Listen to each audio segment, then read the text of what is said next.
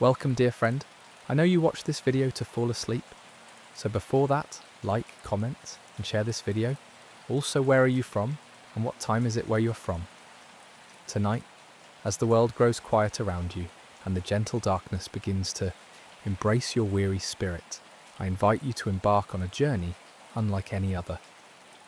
This isn't just another meditation video or sleep story.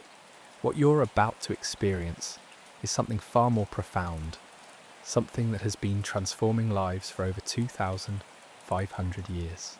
My name is Michael, and I've spent the last decade studying ancient Buddhist wisdom traditions in monasteries across Tibet, Thailand, and Sri Lanka. During my travels, I discovered something remarkable. The monks I lived with didn't just practice meditation for enlightenment. They had developed specific teachings designed to guide the mind into the deepest, most restorative sleep possible. These weren't just relaxation techniques. These were sacred practices that could brain for peace literally rewire your. But here's what shocked me the most. These teachings weren't hidden away in some secret text. They weren't reserved for advanced practitioners who had meditated for decades. Instead, the most powerful sleep wisdom was actually designed for ordinary people dealing with ordinary struggles. People just like you who carry the weight of daily stress, who lie awake at night with racing thoughts, who desperately need a way to find true rest.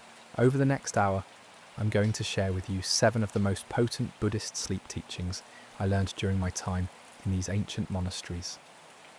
These aren't just stories to listen to passively. Each teaching contains what the monks call a sleep key, a specific psychological mechanism that naturally guides your consciousness from wakefulness into the deepest, most healing sleep you've ever experienced. Now, I know what you might be thinking. You've probably tried meditation apps before. Maybe you've listened to other sleep stories or guided relaxations. Perhaps you've even read books about Buddhist philosophy. But what makes these teachings different is their precision. Each one targets a specific type of mental restlessness that keeps people awake. The first teaching dissolves the anxiety of unfinished business. The second releases regret. The third transforms worry into wisdom. The grip of Reggie the time we reach the 7th teaching, your mind will. And by the first teaching, let peaceful that sleep before we begin with becomes inevitable. But these practices work, so power me tell you. Why have naturally settled into a state so, a monastery high in the Himalayas, I met an elderly monk named Thich Min An. He had been practicing these sleep teachings for over 60 fully. During my time at Years, what struck me about him wasn't just his profound peace, though. That was obvious to anyone who met him. It was something else entirely. This man, who was approaching 90 years old, had the sleep quality of a child. He would lie down at night, and within minutes he would drift disturbed rest I had ever witnessed. Went into the most serene, and I asked him about his secret. He smiled understanding of sleep. He told me that most people thought and said something that changed my entire sleep. They try to force their minds to be quiet. They struggle against their thoughts. They battle their emotions. But the Buddhist approach is completely different. Instead of fighting, these teachings show you how to dance with your mind. They reveal how to work with your thoughts and feelings in such a way that they naturally guide you toward rest rather than keeping you awake. This is why tonight's experience will be unlike anything you've tried before. Instead of asking you to empty your mind or stop thinking, these teachings will show you how to transform the very thoughts that keep you awake into pathways towards sleep. Your worries become doorways to peace. Your restlessness becomes a gentle current that carries you toward dreams. Even your most persistent anxieties become allies in your journey toward rest. The first teaching we'll explore tonight comes from a tradition that dates back to the Buddha himself. It's called the teaching of the flowing river, and it addresses one of the most common causes of sleeplessness in our modern world. This teaching is specifically designed for minds that can't stop planning, reviewing, and analysing. If you're someone whose thoughts seem to speed up the moment your head hits the pillow, this first teaching will be like discovering a hidden switch that naturally slows down your mental activity. But what makes this teaching so powerful isn't just its effectiveness, it's the story behind it. According to monastery records, this particular teaching emerged from the Buddha's own struggles with sleep during his early years of spiritual practice. Before his enlightenment, when he was still searching for answers, he experienced periods of intense mental restlessness. His mind would race with questions about the nature of existence, with memories of his past life as a prince, with concerns about whether his spiritual path was leading him in the right direction. It was during one of these sleepless nights that he developed the foundational insight that would become the teaching of the flowing river. He realized that trying to stop thoughts was like trying to dam a river with your bare hands. The water would simply build up pressure and eventually burst through with even greater force. But if you could learn to redirect the river, to channel its natural flow, then that same powerful current could be used to turn the wheel of a mill, to irrigate crops, to serve beneficial purposes. Your thoughts, the Buddha discovered, are exactly like this river. They have tremendous power and energy. When you try to stop them or suppress them, they build up pressure and keep you awake. But when you learn to redirect them skillfully, they become a gentle current that naturally carries you towards sleep.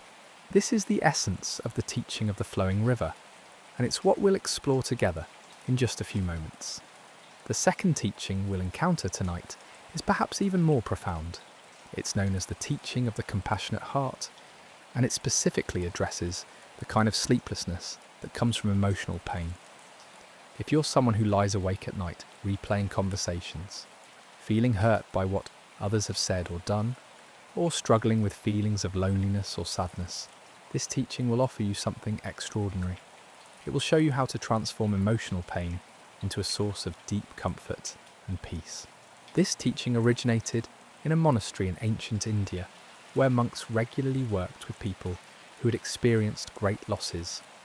War, famine, and disease were common in those times, and many people came to the monastery carrying tremendous grief and heartbreak. The monks discovered that traditional meditation techniques, while helpful, weren't always sufficient for helping these deeply wounded souls find rest. So they developed a special approach based on a profound insight about the nature of emotional pain. They realized that suffering, when met with the right kind of awareness, and naturally transforms into compass compassion, rather than being a draining emotion, actually creates a sense of profound peace and connection that makes sleep not just possible, but deeply healing. The teaching of the compassionate heart will guide you through this remarkable transformation. You'll learn how to meet your emotional pain not as an enemy to be defeated, but as a messenger carrying important wisdom. You'll discover how feelings of hurt can become doorways to understanding, how loneliness can transform into a sense of connection with all beings who have ever felt alone, and how your own struggles can become a source of profound empathy and peace. What makes this teaching particularly powerful for sleep is that it doesn't ask you to push away difficult emotions. Instead, it shows you how to hold them with such gentle awareness that they naturally begin to soften and dissolve. It's like learning to be a loving parent to your own heart, offering yourself the kind of comfort and understanding that allows for the deepest possible rest. As we progress through tonight's journey, each teaching will build upon the previous ones, creating a cumulative effect that guides your entire being towards sleep. The third teaching, known as the teaching of the wise acceptance, addresses the particular kind of mental agitation that comes from wanting things to be different than they are.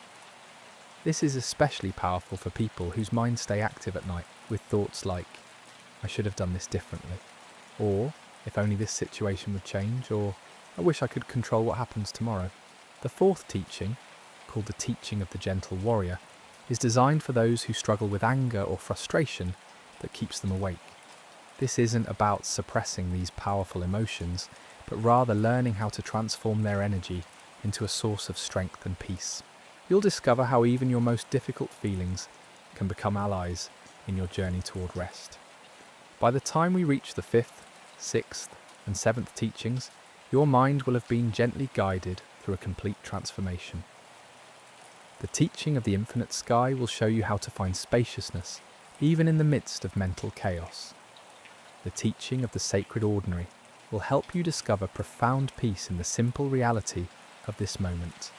And finally, the teaching of the eternal return will guide you into the deep with the promise that you'll awaken, refreshed, and renewest most restorative sleep, or fight to achieve.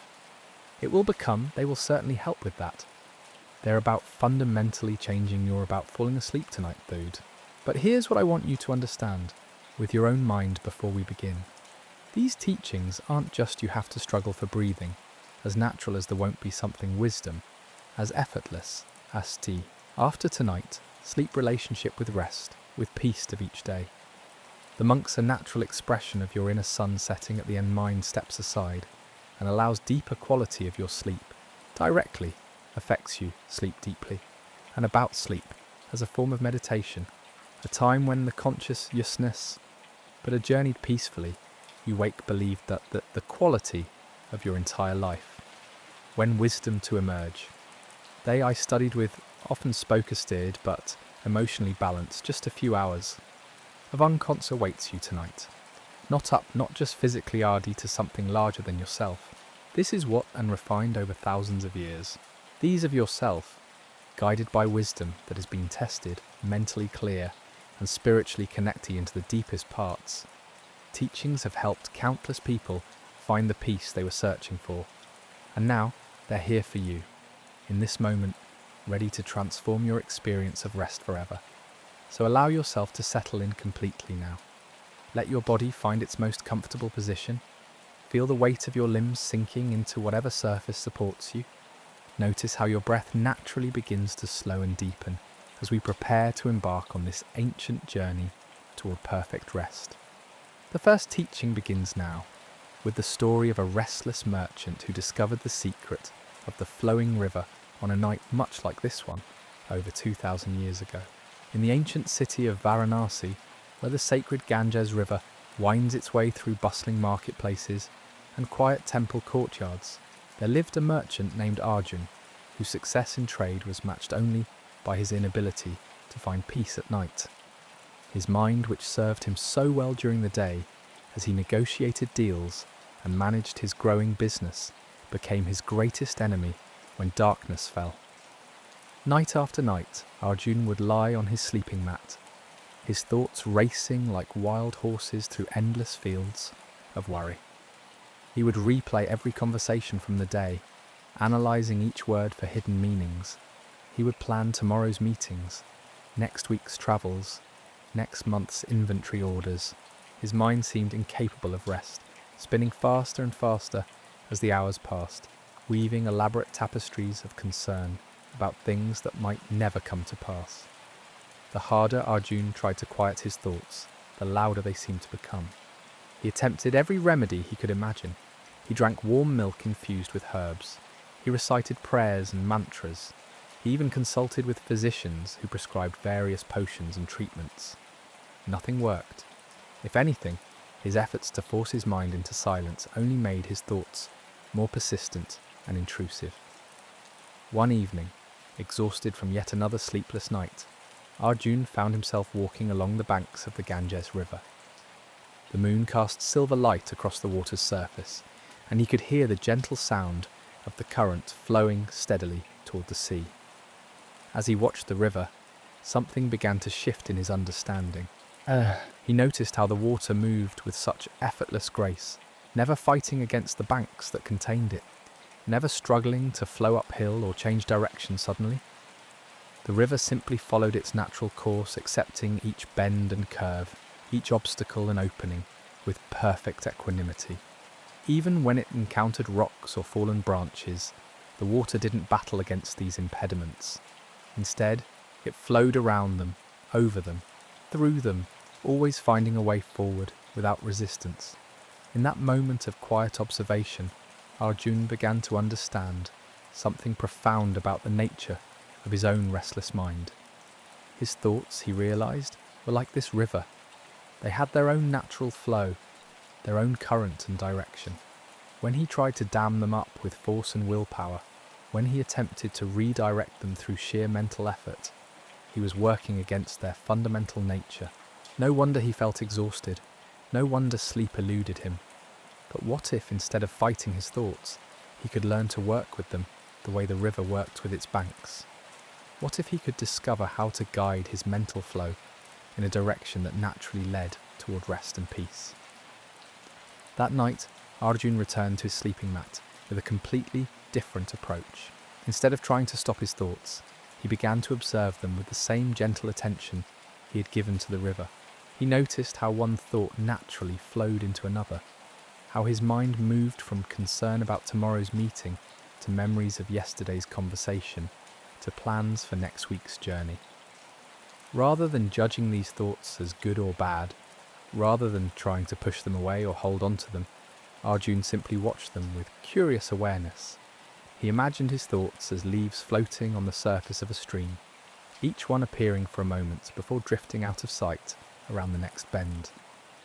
Some leaves were large and demanded attention, others were small and barely noticeable, but all of them were part of the same flowing water, all of them moving in the same general direction toward the vast ocean of sleep. As Arjun practiced this new way of relating to his thoughts, something remarkable began to happen. The frantic quality of his mental activity began to settle. His thoughts didn't stop. That wasn't the goal, but they began to flow more smoothly, more naturally. Instead of jagged, anxious spirals, his thinking took on the gentle rhythm of the river itself. He discovered that he could actually guide this flow without forcing it.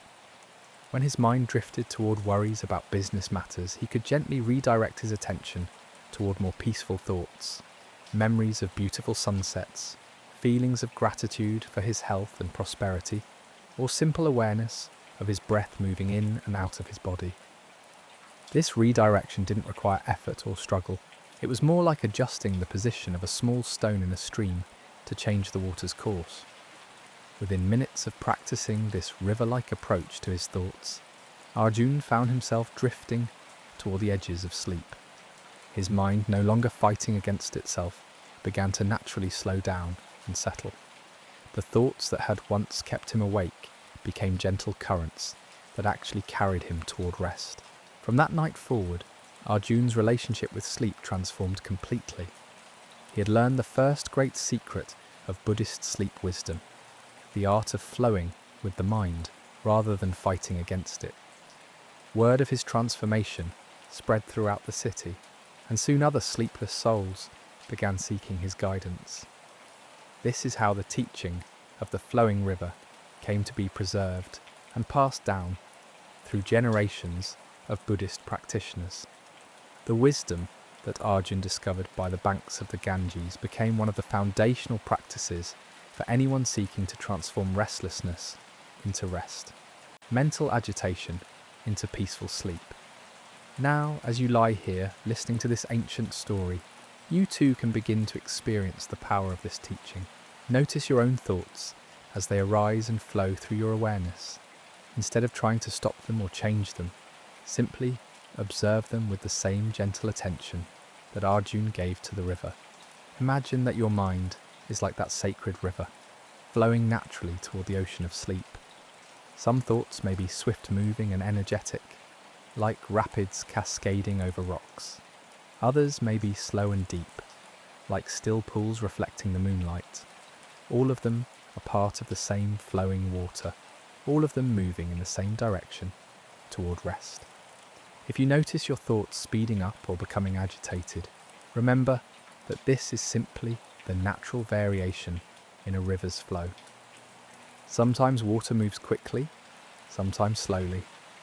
Sometimes it churns and bubbles, sometimes it glides smooth as glass.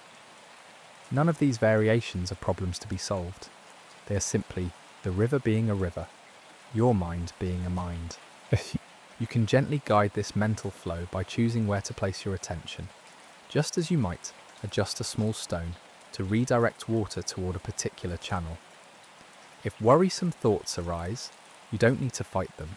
Simply redirect your attention towards something more conducive to sleep.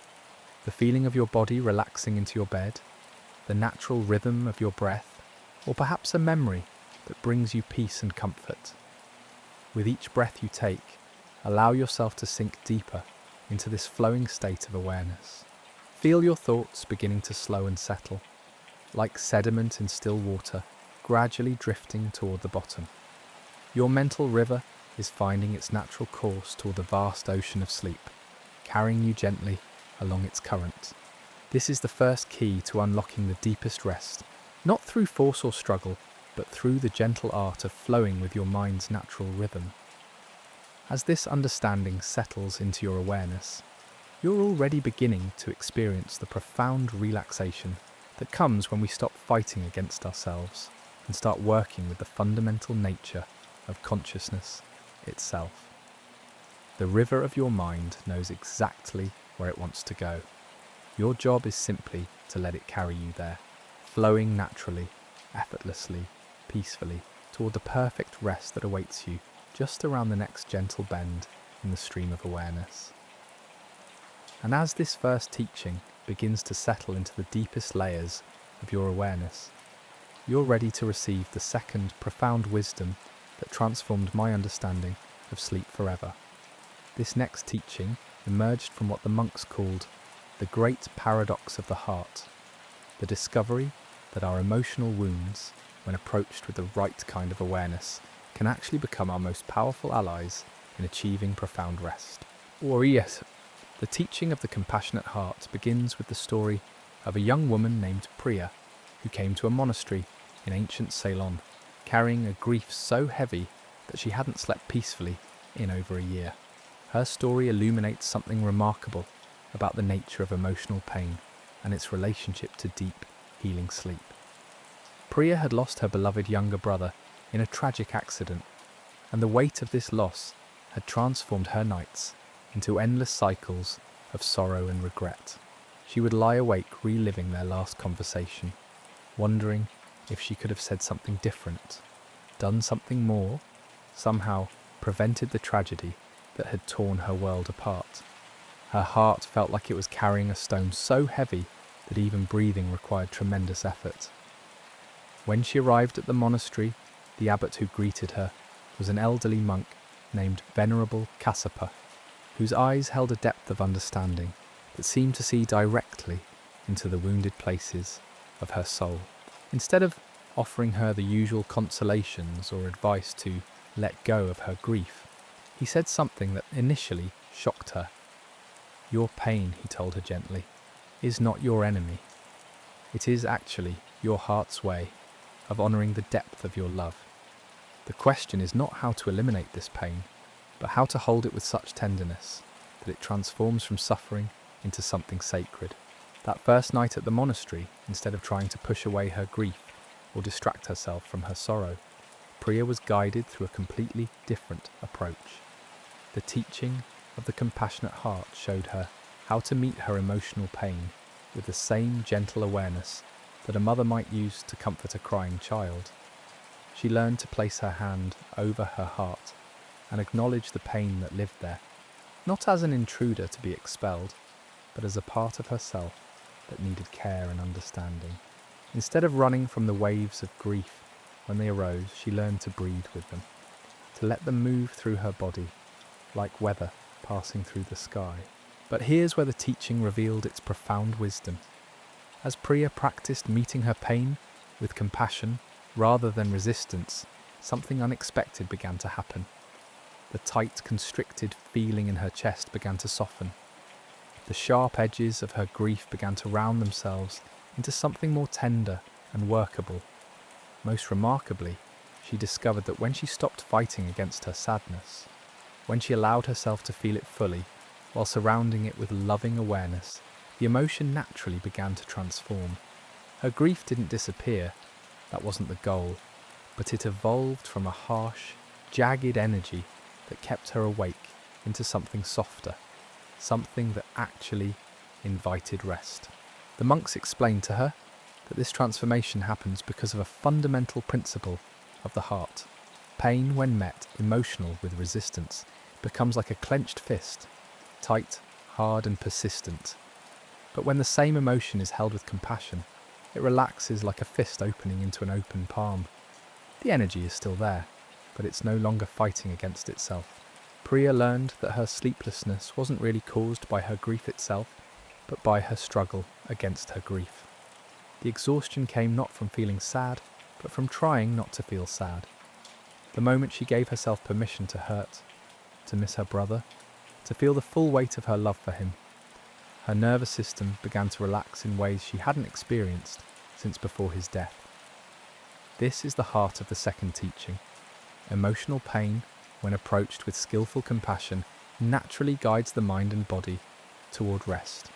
The tears that flow from a heart that's allowed to grieve are cleansing tears that wash away the tension and resistance that keep us awake. The sadness that's embraced with tenderness becomes a lullaby that soothes the soul into peaceful sleep. As you rest here now, you too can begin to experience this profound teaching. If there are any places in your heart that feel tender or sore, any emotions that you've been trying to push away or get, is your invitation to meet over. This them with a different kind of attention. Place your hand gently over your heart and imagine that you're offering comfort to whatever feelings live there, just as you would comfort a dear friend who was in pain. You don't need to fix anything or change anything. You simply need to acknowledge what's present with kindness. If sadness is there, let it be there. If loneliness is present, welcome it with gentle awareness. If anger or frustration have taken up residence in your heart, offer them the same compassionate attention you would give to any part of yourself that was hurting. Notice how this shift in relationship to your emotions immediately begins to change something in your body. When you stop fighting against what you feel, when you offer tenderness to your own tender places, there's an almost immediate softening that occurs. Your shoulders may drop, your jaw may unclench, your breathing may deepen. This is your nervous system recognizing that it's safe to relax, that you're no longer at war with yourself. The energy that was previously locked up in emotional resistance becomes available for healing and rest. Your heart, no longer defending itself against its own feelings, can finally begin to settle into the peace it's been seeking. The teaching of the compassionate heart reveals that our most difficult emotions, when held with the right kind of awareness, become pathways to the deepest rest. The love that exists within grief, the longing that lives inside loneliness, the care that motivates our anger, all of these become allies in our journey towards sleep when we learn to relate to them with wisdom and compassion. As this understanding integrates into your awareness, you may notice that your entire relationship to whatever challenges you're facing begins to shift. Instead of seeing difficult emotions as obstacles to overcome, you begin to recognize them as invitations to go deeper into self-compassion, deeper into the kind of self-care that naturally leads to profound rest. With each breath, allow yourself to sink more fully into this compassionate relationship with your own heart. Feel how much easier it becomes to relax when you're no longer fighting against parts of yourself. Notice how sleep begins to feel not like an escape from your emotions, but like a natural expression of the peace that emerges when your heart is held with tenderness. This is the second key to unlocking the deepest sleep, learning to meet whatever arises in your emotional landscape with the same loving attention you would offer to anyone you care about deeply. As this wisdom settles into your being, you're already beginning to experience the profound rest that becomes available when we stop being our own enemy and start being our own most compassionate friend. The third teaching awaits us now, emerging from an even deeper layer of Buddhist wisdom about the nature of acceptance and the particular kind of peace that comes when we finally stop trying to control what cannot be controlled. This teaching, known as the wisdom of sacred surrender, addresses perhaps the most common cause of sleeplessness in our modern world, the mind that simply cannot let go of wanting things to be different than they are. In a monastery nestled high in the mountains of ancient Tibet, there lived a monk named Tenzin whose struggle with acceptance had become legendary among his fellow practitioners. Despite years of meditation and study, Despite his genuine dedication to the spiritual path, Tenzin found himself tormented each night by an endless stream of thoughts about how his life should be different, how the world should work differently, how other people should behave differently. His mind had become a constant generator of if-only thoughts. If only his meditation practice were more advanced. If only the other monks understood him better.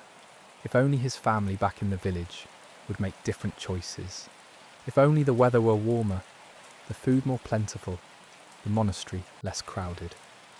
Each night, these thoughts would multiply like wildfire, keeping him awake for hours as his mind spun elaborate fantasies about alternative realities where everything aligned with his preferences. The abbot of the monastery, a wise old teacher named Lama Norbu, watched Tenzin struggle with patient compassion. He recognized that this young monk was experiencing one of the most fundamental challenges on the spiritual path, the difficulty of accepting reality exactly as it is, without the constant mental commentary about how it should be improved or changed. One snowy evening, as Tenzin sat by the fire, looking particularly exhausted from another sleepless night, Lama Norbu approached him with a simple question that would change everything. "Tell me, my young friend, how much energy do you spend each day rearranging the past and redesigning the future?" The question struck Tenzin like a bell. He realized that virtually all of his mental energy was consumed with this exact activity, endlessly reviewing what had already happened and fantasizing about what might happen differently. He was living everywhere except in the present moment, and this constant mental time travel was draining him of the peace that would naturally lead to rest. Lama Norbu then shared with him the teaching of sacred surrender, a practice that had been developed specifically for minds caught in this trap of constant wanting and resistance.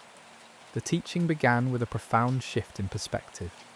Instead of seeing acceptance as passive resignation or giving up, Tenzin learned to understand it as the most powerful and liberating choice he could make.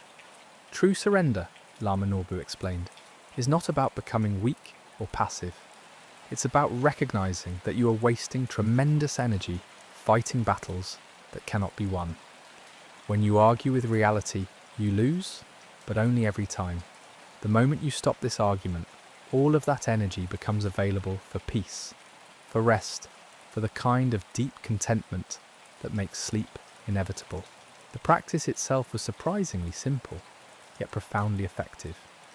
Each night, instead of lying in bed, rehashing everything he wished were different, Tenzin learned to actively embrace whatever was actually present in his experience. If his mind was busy, he would silently say, "Right now, my mind is busy, and that's perfectly okay." If he felt restless in his body, he would acknowledge, "Right now, there's restlessness here, and I accept this completely." Most importantly, he learned to extend this acceptance to his external circumstances as well. Instead of lying awake wishing the monastery were warmer, he would consciously embrace the cold. Right now, it's cold, and this is exactly how cold it should be in this moment. Instead of resenting the snoring of his roommate, he would practice welcoming even this. Right now, there's snoring, and this too is part of the perfect unfolding of this moment. At first, this practice felt artificial to Tenzin. His mind rebelled against accepting things he genuinely wanted to be different. But as he continued with patient persistence, something remarkable began to shift. He discovered that the act of acceptance, even when it felt forced at first, immediately reduced the mental friction that had been keeping him awake. When he stopped arguing with his circumstances, when he ceased the exhausting mental activity of constantly redesigning his experience, a profound relaxation began to occur. It was as if he had been holding his breath for years and was finally allowing himself to exhale completely. The teaching of sacred surrender revealed to Tenzin that resistance is one of the most energy-intensive activities the human mind can engage in. Every time we wish something were different, every time we replay scenarios hoping for different outcomes, every time we fantasize about alternative realities, we're burning tremendous amounts of mental and emotional fuel. This constant expenditure of energy in unwinnable battles against reality is what keeps millions of people awake at night. But the moment we genuinely accept what is, all of that energy becomes available for peace. The mind, no longer engaged in the futile task of trying to change what has already happened or control what hasn't happened yet, naturally settles into the present moment. And the present moment, when fully embraced, is always peaceful enough for rest. As you lie here now, you too can begin to experience the profound relaxation that comes with this sacred surrender. Notice if there are any aspects of your current experience that you've been subtly resisting. Perhaps there are sounds in your environment that you wish weren't there. Maybe your body isn't positioned exactly as you'd prefer. Perhaps there are thoughts or feelings present that you'd rather not be experiencing right now. Instead of trying to change or fix any of these things, experiment with the radical act of accepting them completely. Silently acknowledge whatever is present with phrases like, "Right now, this is exactly how things are, and I accept this completely." Notice how even this simple shift in relationship to your experience immediately begins to reduce mental tension and create space for deeper relaxation. This teaching isn't asking you to like everything about your current circumstances. You don't need to pretend that discomfort is comfortable or that problems aren't real. Sacred surrender is simply about ending the exhausting internal argument with reality that keeps your mind spinning when it could be resting. As this practice deepens, you may discover something truly remarkable. The present moment, when fully accepted, is not only peaceful enough for rest, it's actually the most naturally restful state your mind can experience. When you're not busy fighting against what is, when you're not depleting your energy in mental battles with unchangeable realities, sleep becomes not just possible, but inevitable. This is the third key to unlocking the deepest rest, learning to work with reality as it is rather than how you think it should be. As this wisdom integrates into your awareness, you're already beginning to experience the profound peace that emerges when we finally stop exhausting ourselves with resistance and allow the natural intelligence of acceptance to guide us toward perfect rest. The fourth teaching emerges from perhaps the most challenging aspect of human experience, our relationship with anger, frustration, and the burning energy of righteous indignation that can keep us awake long into the night. This wisdom comes to us through the teaching of the gentle warrior, a practice discovered in a monastery where monks specialized in working with the most volatile and difficult emotions that human beings experience. In the ancient kingdom of Burma, there lived a blacksmith named Kayor whose skill with metal was legendary throughout the region. He could forge the finest swords, craft the most delicate jewellery, and shape iron into forms so beautiful that people travelled from distant villages just to witness his artistry. But despite his mastery over the fires of his forge, Kayor had never learned to work skillfully with the fires that burned within his own heart. Night after night, Kayor would lie awake consumed by anger. Anger at customers who questioned his prices. Anger at his apprentice who seemed to learn too slowly. Anger at the weather when it interfered with his work. Anger at his neighbours, at the government, at life itself for not unfolding according to his expectations. This anger burned in his chest like molten metal, creating a heat so intense that sleep became impossible. The harder Kayor tried to suppress his anger, the more powerful it seemed to become. He would tell himself to calm down, to let things go, to be more patient, but these efforts only seemed to add fuel to the fire. His anger began to affect not just his nights, but his days as well. His work suffered, his relationships deteriorated, even his legendary skill at the forge began to decline. His inner fire burned out as desperate control. One evening, for relief, Kayor sought out the monastery that sat on a hill overlooking his village. There he met an old monk named Pante Silananda, whose peaceful presence seemed to radiate the kind of inner coolness that Kayor desperately sought. When Kayor described his problem, the anger that consumed him, the sleepless nights, the way his fury seemed to have a life of its own. The monk's response surprised him completely. "Your anger," Silananda said with a gentle smile, "is not your enemy. It is actually a form of energy that has simply forgotten its true purpose. The same fire that keeps you awake at night is the same fire that makes you such a masterful blacksmith. The question is not how to eliminate this fire, but how to work with it skillfully."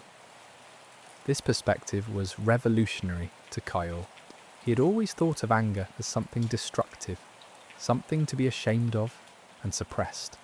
But the monk was suggesting that anger was actually a form of power that could be redirected and transformed. Over the following weeks, Bhante Silananda taught Kiar the ancient practice known as the teaching of the gentle warrior. This practice was based on a profound understanding of anger's true nature. The monks had discovered that anger, at its core, is actually a form of caring energy that has become distorted. We get angry about things that matter to us. Our fury arises when our values are threatened, when we see injustice, when things we care about are harmed or neglected. The problem isn't the caring itself. That's actually beautiful and necessary. The problem is that this caring energy often expresses itself in ways that create more suffering rather than alleviating it. Like fire in a forge, anger is tremendously powerful, but it needs to be channeled properly to be useful rather than destructive. The teaching of the gentle warrior showed Kyle how to work with his anger the same way he worked with fire in his blacksmith shop. Just as he wouldn't try to extinguish the flames that heated his metal, he learned not to try to eliminate his angry feelings. Just as he wouldn't let the fire burn wild and uncontrolled, he learned techniques for containing and directing his emotional energy. The practice began with recognition. When anger arose, instead of immediately fighting it or acting it out, Kyle learned to pause and acknowledge what was happening. "Ah, anger is present," he would say to himself, the same way he might notice that his forge had reached the proper temperature for working with a particular metal. Next came understanding. Kior learned to investigate what his anger was really about. What values were being threatened? What did he care about that wasn't being honoured? Often he discovered that beneath his fury lay genuine concerns, a desire for fairness, a wish for things to be done properly, a caring about quality and integrity. Then came the crucial step, transformation. Instead of letting his anger burn wild or trying to suppress it completely, Kyle learned to channel this energy into constructive action. If he was angry about poor craftsmanship, he would use that energy to become even more meticulous in his own work and more patient in teaching his apprentice. If he was frustrated by unfairness, he would direct that passion into standing up for what was right in skillful ways. Most importantly, for his sleep, Kyle learned a specific technique for working with anger at bedtime. When furious thoughts arose as he lay down to rest, instead of either fighting them or getting caught up in them, he would practice what the monks called the warrior's breath. This involved breathing in slowly while imagining that he was drawing all of his angry energy into his heart, and then breathing out while visualizing this energy transforming into compassion and wisdom. With each inhale, he would gather up all of his frustrated, furious, indignant energy. With each exhale, he would transform this raw emotional power into something more refined. Understanding, determination to do better, compassion for others who were also struggling with difficult emotions. This practice didn't eliminate Kior's anger. That wasn't the goal. Instead, it taught him how to work with this powerful emotion as an ally rather than an enemy. He discovered that anger, when approached with skill and wisdom, could actually become a source of tremendous strength and clarity. The same passionate energy that had once kept him awake began to fuel his commitment to excellence, his dedication to justice, and his capacity for deep care. Within a few weeks of practicing the teaching of the gentle warrior, Kior's relationship with sleep transformed completely. The anger was still there when circumstances warranted it, but it no longer burned out of control. Instead of consuming him, his emotional fire had become like the controlled flame in his forge, powerful, useful, and completely manageable. As you rest here now, you too can begin to work with any anger or frustration that might be present in your own heart. If there are people or situations that have triggered your fury, if there are injustices or irritations that keep your mind spinning at night, this is your invitation to approach these feelings with the wisdom of the gentle warrior. Begin by acknowledging any anger that might be present without trying to push it away or judge yourself for feeling it. Place your hand on your heart and recognize that this anger is actually a sign of how much you care about things that matter to you. The very fact that you can feel angry about injustice, poor treatment, or things going wrong is evidence of your values and your heart.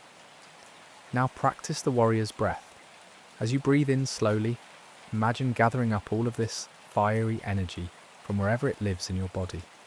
Draw it into your heart like you're collecting scattered flames into a central fire. Don't try to eliminate this energy.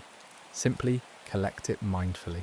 As you breathe out, imagine this collected energy transforming into something more refined. Perhaps it becomes compassion for others who are also struggling. Maybe it transforms into wisdom about how to handle difficult situations more skillfully. Perhaps it becomes determination to live according to your highest values, or simply a deep appreciation for your own capacity to care so deeply about what matters. With each breath, you're not destroying your anger, but refining it, the way a blacksmith refines raw metal into something beautiful and useful. The passionate energy that once kept you awake becomes fuel for wisdom, for compassion, for the kind of inner strength that naturally leads to profound rest. Notice how this approach immediately begins to change your relationship with these difficult emotions. Instead of being at war with your own feelings, you're learning to work with them skillfully. Instead of being overwhelmed by emotional fire, you're becoming the master of your own inner forge. This is the fourth key to unlocking the deepest sleep, learning to transform emotional intensity into spiritual strength. As this wisdom settles into your awareness, you may find that even your most challenging feelings become allies in your journey toward rest, sources of power that fuel your capacity for peace, rather than disturbing it. The fifth teaching now begins to emerge from an even more subtle layer of Buddhist understanding, the recognition that our minds often feel crowded and chaotic, not because there's too much happening, but because we've forgotten how to rest in the vastness of awareness itself. This wisdom is known as the teaching of the infinite sky, and it addresses the particular kind of sleeplessness that comes from feeling overwhelmed by the sheer volume of mental activity. In a remote mountain retreat centre in ancient Nepal, there lived a scholar monk named Dharmakirti, whose brilliant mind had become both his greatest gift and his greatest burden. He had memorized thousands of sutras, mastered complex philosophical debates, and developed insights that attracted students from across the known world. But his very intellectual prowess had created an unexpected problem. His mind had become so active, so constantly engaged in analysis and contemplation, that he could no longer find the stillness necessary for rest. Each night, Dharmakirti's mind would flood with an overwhelming cascade of thoughts, ideas, questions and insights. His consciousness felt like a library where every book had been pulled from its shelf simultaneously, creating a chaos of information that seemed impossible to organize or quiet. The more he tried to focus on just one thing, the more aware he became of all the other mental activities competing for his attention. Traditional meditation techniques, which worked well for his students, seemed to make his problem worse. When he tried to concentrate on his breath, he would simultaneously become aware of philosophical questions about the nature of breathing, memories of texts he'd read about respiratory practices, and analytical thoughts about the meditation process itself. His mind was like a mirror that reflected everything at once, creating a dizzying kaleidoscope of awareness that made sleep impossible. The breakthrough came when Dharmakirti encountered an elderly hermit named Padmasambhava, who lived in a cave high above the monastery. This mysterious teacher was known for his profound understanding of the nature of mind itself. When Dharmakirti described his overwhelming mental activity, Padmasambhava responded with a question that initially seemed to make no sense. "Tell me," the hermit asked, "when you look up at the night sky, do the stars make the sky feel crowded?" Dharmakirti was puzzled. "Of course not," he replied. "The stars are just points of light in infinite space. No matter how many stars there are, the sky itself remains vast and open." Padmasambhava smiled. "And what if I told you that your mind is exactly like that sky? All of your thoughts, no matter how numerous or bright, are simply points of awareness arising within the infinite space of consciousness itself. The problem is not that you have too many thoughts. The problem is that you've forgotten about the sky."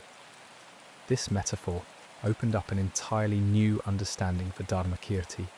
He had been so focused on his individual thoughts, trying to control them, organize them, or eliminate them, that he had lost touch with the spacious awareness within which all thoughts arise and pass away. He had been like someone staring so intently at individual stars that they forgot about the vast darkness that holds them all. The teaching of the infinite sky that Padmasambhava shared with him was breathtakingly simple, yet profoundly effective. Instead of trying to work with thoughts individually, this practice involved shifting attention to the space of awareness itself, the open, expansive consciousness that serves as the backdrop for all mental activity. The practice began with a fundamental shift in perspective. Instead of identifying with his thoughts, Dharmakirti learned to identify with the awareness that observes thoughts. Instead of being caught up in the content of his mental activity, he learned to rest in the spaciousness that contains all content. Practically, this meant that when he lay down to sleep and his mind began its familiar flood of activity, instead of engaging with each thought or trying to push thoughts away, Dharmakirti would simply rest his attention in the open space of awareness itself. He would notice that no matter how busy his mind became, there was always a vast spaciousness surrounding and containing all of the mental activity. He learned to think of his awareness as an infinite sky and his thoughts as weather patterns moving through that sky. Sometimes the weather might be stormy, with dramatic thoughts flashing like lightning across his mental landscape. Sometimes it might be cloudy, with dense patterns of worry or planning obstacles. It might be clear, alluring his clarity. Sometimes peaceful, with just a few wispy thoughts drifting by like high cirrus clouds. But regardless of what kind of weather was happening in his mind, the sky of awareness itself remained unchanged, vast, open, peaceful, and completely untroubled by whatever patterns moved through it. Storms might rage, but they couldn't damage the sky. Clouds might gather, but they couldn't diminish the sky's fundamental spaciousness. This shift in identification from thoughts to awareness created an immediate transformation in Dharmakirti's experience of mental activity. His thoughts didn't stop, that wasn't the goal, but they no longer felt overwhelming because he was no longer trying to be them or control them. Instead, he was space that effortlessly accommodated all of them. The effect on his sleep was remarkable. Instead of feeling crowded and chaotic, his mind began to feel spacious and peaceful. Even when lots of mental activity was present, it felt like distant weather, happening in a vast sky, rather than a storm raging inside a small confined space. This sense of spaciousness naturally led to relaxation, and relaxation naturally led to rest. As you lie here now, you too can begin to experience this profound shift in perspective. Notice that no matter how active your mind might be, no matter how many thoughts or feelings or sensations might be present, there's always a sense of open space surrounding and containing all of this activity. Imagine that your awareness is like an infinite sky, vast and open and completely at peace. Any thoughts that arise are simply like clouds moving through this sky, some dark, some light, some moving quickly, some drifting slowly. But regardless of what kinds of clouds might appear, they don't disturb the fundamental peace and spaciousness of the sky itself. Rest your attention not in any particular cloud, not in any specific thought or feeling, but in the open sky of awareness itself. Notice how this sky has room for everything, for busy thoughts and quiet thoughts, for comfortable sensations and uncomfortable ones, for pleasant emotions and difficult ones. Nothing is too much for this infinite space to accommodate easily. As you settle more deeply into this sky-like awareness, notice how naturally peaceful it feels. There's no effort required to maintain this spaciousness. It's simply the fundamental nature of awareness itself. Like the sky, it's always present, always open, always ready to hold whatever arises without being disturbed or diminished. This is the fifth key to unlocking the deepest rest, remembering that you are not your thoughts, but the infinite awareness within which all thoughts arise and pass away. As this understanding deepens, you may find that even the busiest mental activity feels peaceful and manageable, held within the vast spaciousness of your own true nature. From this place of infinite openness, sleep becomes not an escape from mental activity, but a natural settling deeper into the peace that's always been present. The eternal sky of awareness that remains forever undisturbed by whatever weather patterns might move through the landscape of your mind. The sixth teaching emerges now from the deepest chambers of monastic wisdom, addressing perhaps the most overlooked obstacle to peaceful sleep in our modern world: our inability to find the sacred within the seemingly mundane moments of our daily existence. This profound understanding is known as the teaching of the sacred ordinary, and it holds the key to transforming even the most routine aspects of your life into gateways toward transcendent rest. In a small monastery hidden among the bamboo groves of ancient China, there lived a monk named Wei Ming, whose spiritual practice had become a source of great frustration rather than peace. Despite years of dedicated meditation, elaborate rituals, and intensive study of sacred texts, he found himself constantly searching for something more profound, something more spiritually significant than his daily experience seemed to offer. Each evening, as Wei Ming prepared for sleep, his mind would race with dissatisfaction about the ordinariness of his day. He would lie awake thinking about how much time he had wasted on mundane activities, sweeping the courtyard, preparing simple meals, mending worn robes, tending to administrative duties. These tasks felt spiritually empty to him, mere obstacles preventing him from engaging in what he considered real spiritual practice. Wei Ming had fallen into the trap that catches many sincere seekers, the belief that enlightenment exists somewhere other than in the immediate reality of this moment. He was constantly looking beyond his present experience, searching for something more sacred, more meaningful, more worthy of his spiritual attention. This perpetual seeking kept his mind agitated and restless, always reaching for some imagined future state, rather than settling into the peace that was already present. His breakthrough came through an encounter with the monastery's most humble resident, an elderly janitor named Lao Chen, who'd worked at the monastery for over 40 years. Lao Chen was not a monk, had never studied the sacred texts and rarely participated in formal meditation sessions. Yet there was something about his presence that radiated a quality of peace and contentment that even the most advanced practitioners seemed to lack.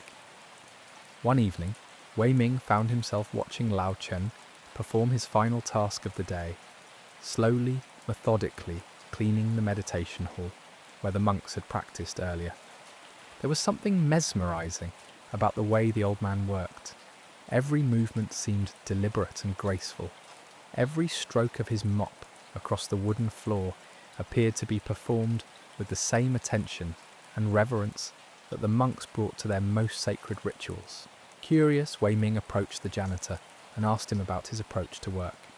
"Master Chen," he said respectfully, "I've noticed how peacefully you perform even the most ordinary tasks. What is your secret? How do you find meaning in such simple activities?" Lao Chen paused in his cleaning and looked up with eyes that sparkled with gentle humour. "Young monk," he replied, "what makes you think there's any difference between cleaning this floor and sitting in meditation? What makes you believe that preparing rice is less sacred than chanting sutras? Every moment, every action, every breath is an opportunity to touch the infinite. The only difference is whether you're paying attention or not. This simple response shattered something fundamental in Wei Ming's understanding. He had been dividing his experience into categories: sacred and mundane, spiritual and ordinary, important and trivial. But Lao Chen was suggesting that these divisions existed only in his mind, not in reality itself. That night, instead of lying awake frustrated by the ordinariness of his day, Wei Ming decided to experiment with a radically different approach. As he prepared for sleep, instead of dismissing his daily activities as spiritually insignificant, he began to recall them with the same reverence he might bring to contemplating the most profound Dharma teachings. He remembered the sensation of the broom in his hands as he swept the courtyard, the way each stroke cleared not just physical debris, but seemed to create space for clarity in his mind as well. He recalled the meditative rhythm of chopping vegetables for the evening meal, how the repetitive motion had naturally synchronized with his breathing and created a state of calm focus. He reflected on the simple act of folding his robes, noticing for the first time how this mundane task had actually been a form of mindfulness practice, requiring attention, care, and presence with each crease and fold. Even his conversations with visitors to the monastery, which he had previously dismissed as interruptions to his spiritual practice, he now recognized as opportunities to cultivate compassion, patience, and genuine connection with fellow human beings. As Wei Ming continued this practice of finding the sacred within the ordinary, something profound began to shift in his consciousness. The restless seeking that had kept him awake for so many nights began to quiet. When every moment was recognized as equally sacred, there was nowhere else his mind needed to go, nothing more profound it needed to find. This recognition brought with it a deep relaxation that had been missing from his practice for years. His body, no longer held tense by the constant mental effort of searching for something better, began to settle naturally into rest. His mind, no longer fragmented by the division between sacred and mundane, found the integration and wholeness that is the natural foundation of peaceful sleep. The teaching of the sacred ordinary that Wei Ming discovered that night became one of the most transformative practices in the monastery's tradition. It revealed that enlightenment isn't hidden in some distant spiritual realm, but is actually woven into the fabric of every moment, every sensation, every simple act of daily living. The teaching showed that our sleeplessness often stems not from having too many problems or too much stress, but from our failure to recognize the profound beauty and meaning that already exists in our immediate experience. When we're constantly looking for something more significant than what's actually present, we create a subtle form of dissatisfaction that keeps the mind restless and seeking. But when we learn to find the infinite within the finite, the sacred within the seemingly mundane, we discover that peace isn't something we need to achieve or attain. It's something we need to recognize as already present in the most ordinary aspects of our lives. As you rest here now, you too can begin to experience this profound shift in perception. Instead of viewing your daily life as somehow separate from or less important than your spiritual aspirations, allow yourself to recognize the sacred nature of even your most routine experiences. Think back over your day and notice the simple moments that you might have dismissed as insignificant. Perhaps it was the feeling of warm water on your hands as you washed dishes. Maybe it was the brief interaction with a store clerk, the sensation of sunlight on your face, or the simple act of breathing that carried you through each moment of, to recognize that each the day. The begin of these seemingly ordinary experiences contains the same essential aliveness, the same fundamental presence, the same sacred quality of awareness that mystics and sages have pointed toward throughout history. The difference isn't in the experiences themselves, but in the quality of attention you bring to them. Notice how this shift in perspective immediately begins to create a sense of fulfillment and completion that has nothing to do with achieving anything or going anywhere else. When you recognize the sacred, ordinary nature of your immediate experience, there's a natural settling that occurs, a sense of having arrived exactly where you need to be. This recognition brings with it a profound relaxation, because your mind no longer needs to search for meaning or significance outside of what's already present. The restless seeking that keeps so many people awake at night dissolves when we discover that what we've been searching for has been here all along, hidden in plain sight within the most ordinary moments of our lives. Feel how this understanding naturally leads your body and mind toward rest. When every breath is recognized as sacred, when every sensation is seen as a manifestation of the divine ordinary, when every moment is appreciated as a unique and unrepeatable gift, sleep becomes not an escape from life, but a deeper surrender into the profound mystery that life actually is. This is the sixth key to unlocking the deepest rest, learning to find the infinite within the finite, the extraordinary within the ordinary, the sacred within every simple moment of your existence. As this wisdom integrates into your awareness, you may discover that peace isn't something you need to create or achieve, but something you need to recognize as the fundamental nature of reality itself. From this place of recognition, sleep becomes a natural expression of the contentment that arises when we stop looking beyond our immediate experience for fulfillment, and instead discover the profound richness that exists within the sacred, ordinary fabric of every single moment. The seventh and final teaching now emerges from the deepest wellspring of Buddhist wisdom about the nature of rest, renewal, and the eternal cycles that govern all existence. This ultimate understanding is known as the teaching of the eternal return, and it reveals the most profound secret about sleep that the ancient masters discovered. That true rest is not merely the absence of waking consciousness, but a sacred journey into the source from which all consciousness arises. In the most remote corner of the Himalayas, where the air grows thin and the boundary between earth and sky seems to dissolve, there stood a tiny hermitage occupied by a master so accomplished in the arts of consciousness that pilgrims would travel for months just to spend a single night in his presence. This sage, known simply as Rinpoche, had dedicated over 60 years to understanding the deepest mysteries of sleep, dreams, and the transformation of awareness that occurs during the hours of rest. What made Rinpoche unique among spiritual teachers was his profound insight into sleep as a form of death and rebirth that occurs each night. While most people viewed sleep as simply a biological necessity, Rinpoche understood it as a sacred practice of letting go so complete that it allows consciousness to return to its source and be reborn fresh with each dawn. The teaching of the eternal return emerged from his recognition that our difficulty with sleep often stems from our unconscious resistance to this process of letting go. Deep in our psyche, we cling to our daytime identity, our problems, our plans, our sense of self with such tenacity that we cannot fully surrender to the profound dissolution that healthy sleep requires.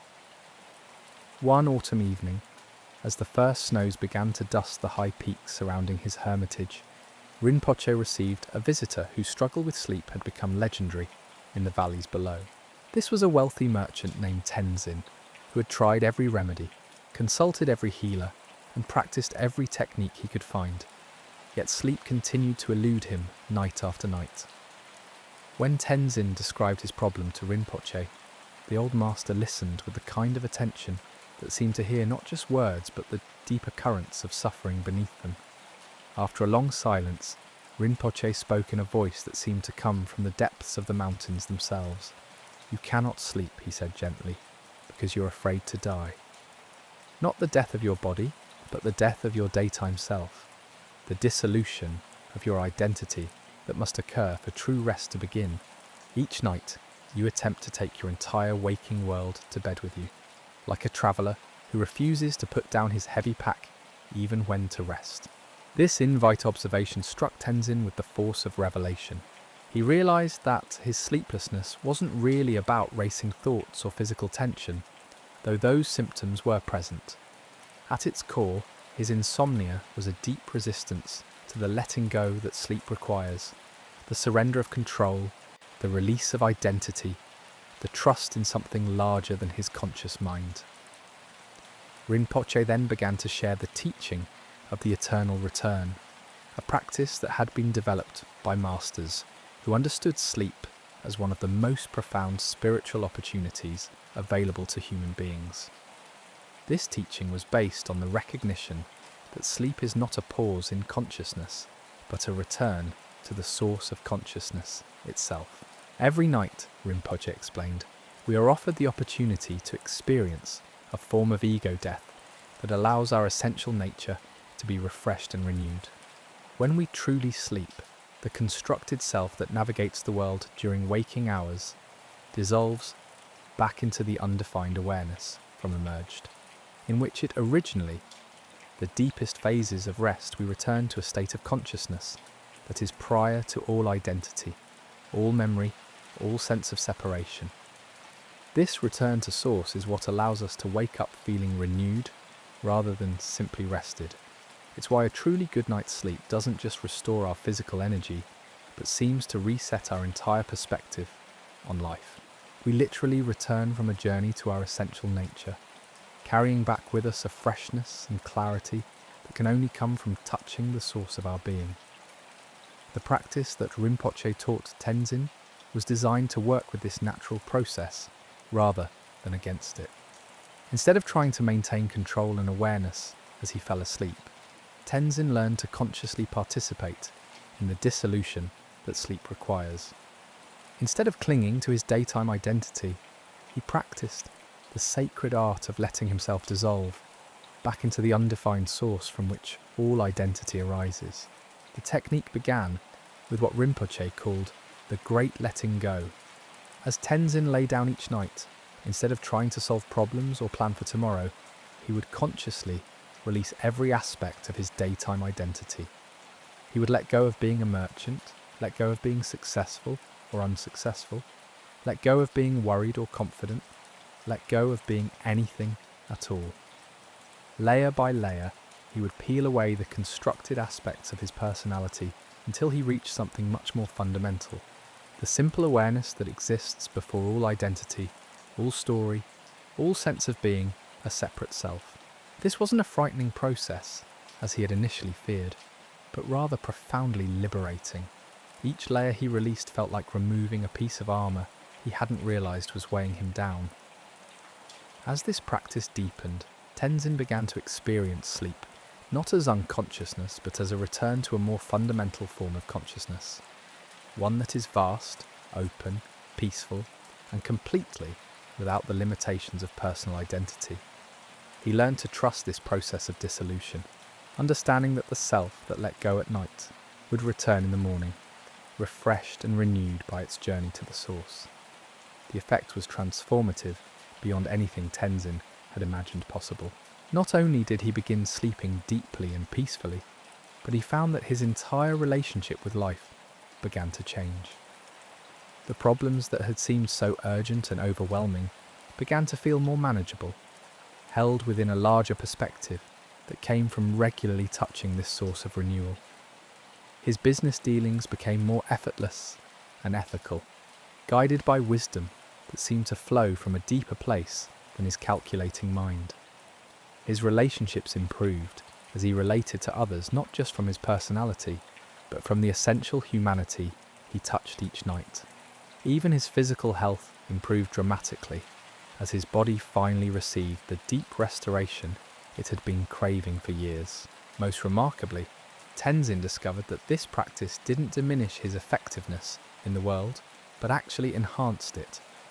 By learning to let go completely each night, he found that he could engage more fully and authentically during the day. By dying to his limited identity in sleep, he was reborn each morning with greater clarity, compassion, and creative energy.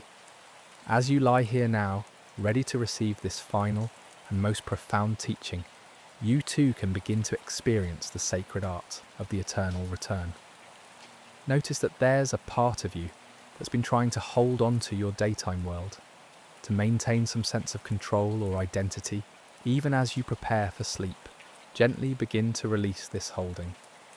Let go of being whoever you were today, successful or struggling, happy or sad, confident or worried. These are all temporary costumes that your essential self wears during waking hours, but they're not who you truly are at the deepest level. Release your attachment to your problems and your plans. Let go of your need to figure things out, to remember important details, to prepare for tomorrow's challenges. Trust that your essential wisdom will be renewed and refreshed by your journey to the source, and that you'll wake up tomorrow with whatever clarity and energy you need. Allow yourself to dissolve layer by layer, like a snowflake melting back into the vast ocean from which it originally crystallized. You are not losing yourself, you are returning to your true self, the unlimited awareness that exists before all identity, all story, all sense of separation.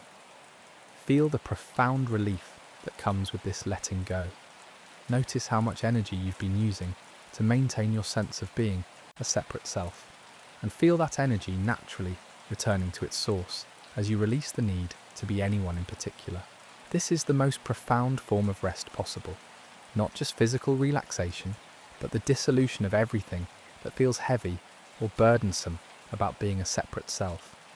In this dissolution, you return to the source of all energy, all peace, all wisdom, all love. Trust this process completely. The awareness that's letting go right now is the same awareness that will return tomorrow morning, but it will be refreshed, renewed, and reconnected to the infinite source of all existence. This is the eternal return, the sacred journey that consciousness makes each night, from form back to formlessness, and then back to form again. As you surrender completely to this process, you're not just falling asleep, you're participating in one of the most profound mysteries of existence itself. You're allowing yourself to die to everything limited and be reborn from the unlimited source of your true nature. This is the seventh and final key to unlocking the deepest rest, learning to trust the eternal return, the sacred journey that consciousness makes each night, from the finite back to the infinite, and then back again. As this ultimate wisdom integrates into your being, sleep becomes not just restoration, but revelation. Not just rest, but return to the source of everything you truly are. From this place of complete surrender, you now drift beyond the need for any technique or teaching, carried by the natural current of consciousness itself back to the source, from which all peace, all wisdom, all love eternally flows. The journey is complete and the return has begun. In this deepest surrender to the eternal return, something magnificent begins to unfold within the very fabric of your consciousness. You are now floating in that sacred space between waking and sleeping, between form and formlessness, where the ancient masters discovered the most profound secrets of human transformation. Here, in this liminal realm, the seven teachings begin to weave themselves together into a single, unified understanding that transcends any individual technique or practice. The flowing river of your thoughts, the compassionate embrace of your emotions, the sacred surrender to what is, the transformation of anger into wisdom, the recognition of infinite awareness, the discovery of the sacred ordinary, and finally the trust in eternal return. All of these dissolve into one seamless experience of coming home to your deepest nature.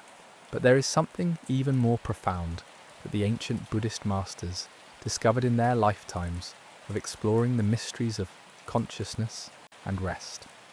They found that sleep, when approached with this level of wisdom and surrender, becomes a gateway to what they called the luminous awareness, a state of consciousness so pure and radiant that it illuminates not just the hours of rest, but transforms the very foundation of how you experience life itself.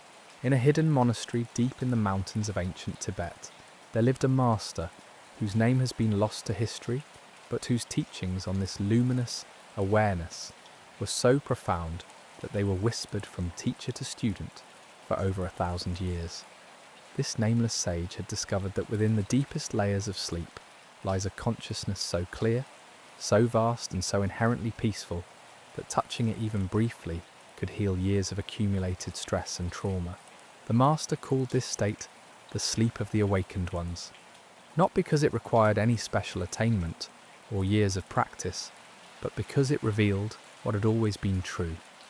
That consciousness itself, in its purest form, is naturally luminous, naturally peaceful, naturally whole. Most people, he taught, sleep like stones, unconscious and unaware, but those who understand the deeper mysteries sleep like stars, still and quiet, yet radiating an inner light that continues to shine even in the deepest darkness. This luminous awareness that you're now beginning to touch is not something you create or achieve. It's something you uncover, like brushing away dust from an ancient mirror to reveal the perfect reflection that was always there. Every technique you've learned tonight, every teaching you've absorbed, has been preparing you for this moment of recognition. The understanding that your true nature is already perfect, already peaceful, already whole. As you continue to dissolve into this luminous awareness, you may begin to notice something extraordinary happening. The boundary between sleeping and waking starts to become less important, less defined. You're entering a state that the Tibetan masters called clear light sleep, a form of rest so profound that consciousness remains gently aware, even as the body and mind find complete restoration. In this state, you're not trying to stay awake, and you're not trying to fall asleep. Instead, you're resting in the awareness that underlies both waking and sleeping, the consciousness that is present in dreams and present in dreamless sleep, the luminous awareness that never comes and goes because it is the very ground of your being. This is where the deepest healing happens, not through effort or technique, but through this profound recognition of what you already are beneath all the layers of identity, beneath all the accumulated stress and worry, beneath even the need to be someone who sleeps well or poorly. Here in this luminous awareness, there is no one who sleeps, and nothing that needs to be slept. There is only the natural radiance of consciousness itself, effortlessly aware and perfectly at peace. The ancient texts speak of this state as being like space itself, completely open, utterly accommodating, naturally luminous. Just as space is not disturbed by the objects that appear within it, this luminous awareness is not disturbed by thoughts, emotions, sensations, or even the process of falling asleep. It simply holds everything with infinite gentleness while remaining forever unchanged, forever peaceful, forever awake to its own essential nature. As you rest more and more deeply in this recognition, you begin to understand why the Buddhist masters considered sleep to be one of the most sacred practices available to human beings. It's not just about physical restoration or mental rest, though those benefits naturally occur. Sleep becomes a nightly return to the source of your own divinity, a regular remembrance of the luminous awareness that you have never actually been separate from.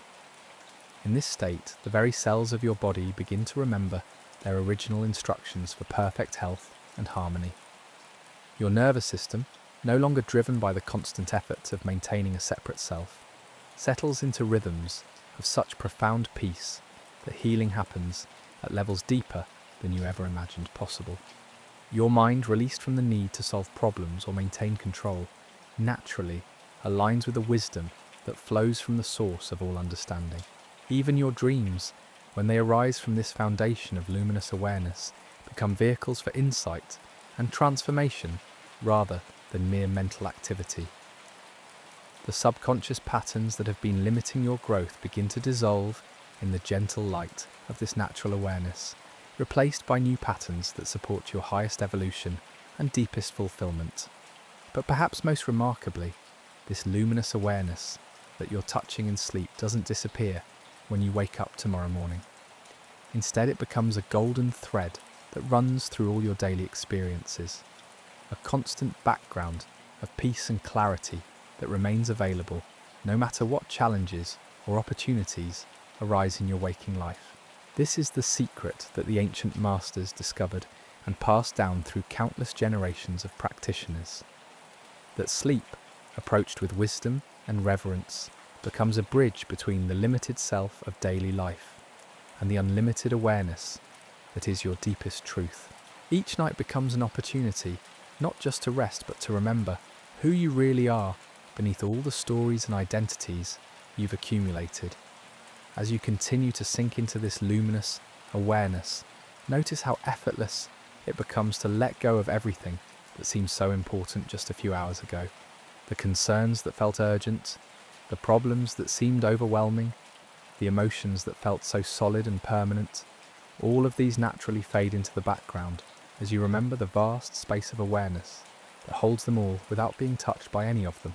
This is not escapism or denial.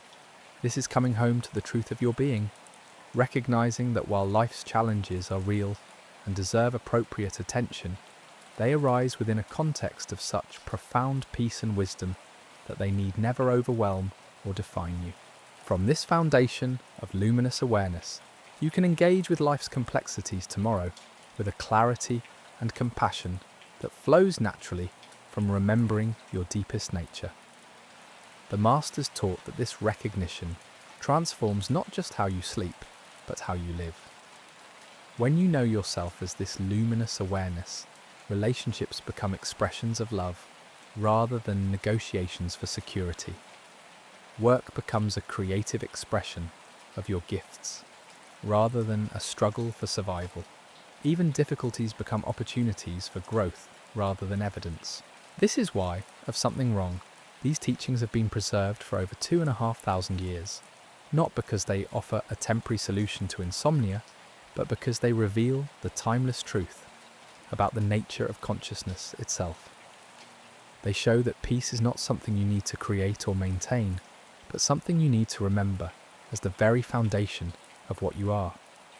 As this understanding continues to deepen, you may find that the process of falling asleep becomes as natural as breathing, as effortless as the sun setting at the end of each day. There's nothing you need to do, nowhere you need to go, nothing you need to become. You simply rest in the luminous awareness that you have always been, allowing it to carry you into the deepest, most restorative sleep you've ever experienced. And in this sleep, you're not unconscious, but superconscious, not absent, but fully present to the source of all presence.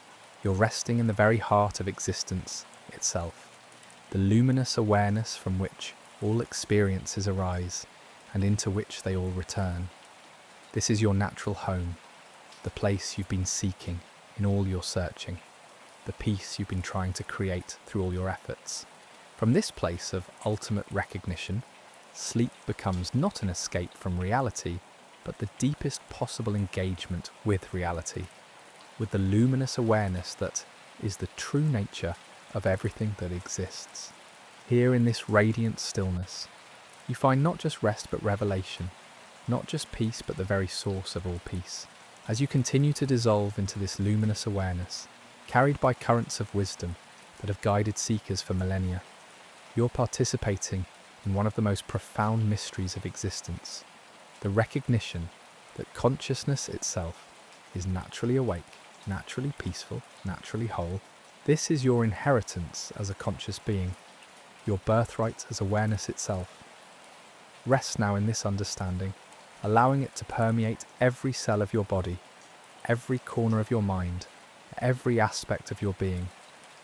You are returning to your source, to the luminous awareness that has been patiently waiting for you to remember what you have never actually forgotten.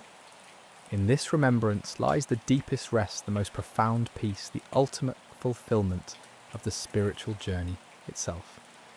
The teachings are complete, the understanding is whole, and you are home in the luminous awareness that you are, have always been, and will always be. Sleep now as the awakened ones sleep, conscious of your own essential nature, radiant with the light of pure awareness, completely at peace in the recognition of what you truly are.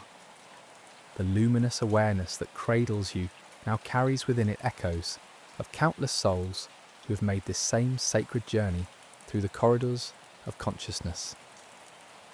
In monasteries scattered across the ancient world, from the mist-shrouded peaks of the Himalayas to the sun-baked deserts of Central Asia, generations of practitioners have discovered that true rest emerges not from the absence of awareness, but from awareness recognizing its own boundless nature.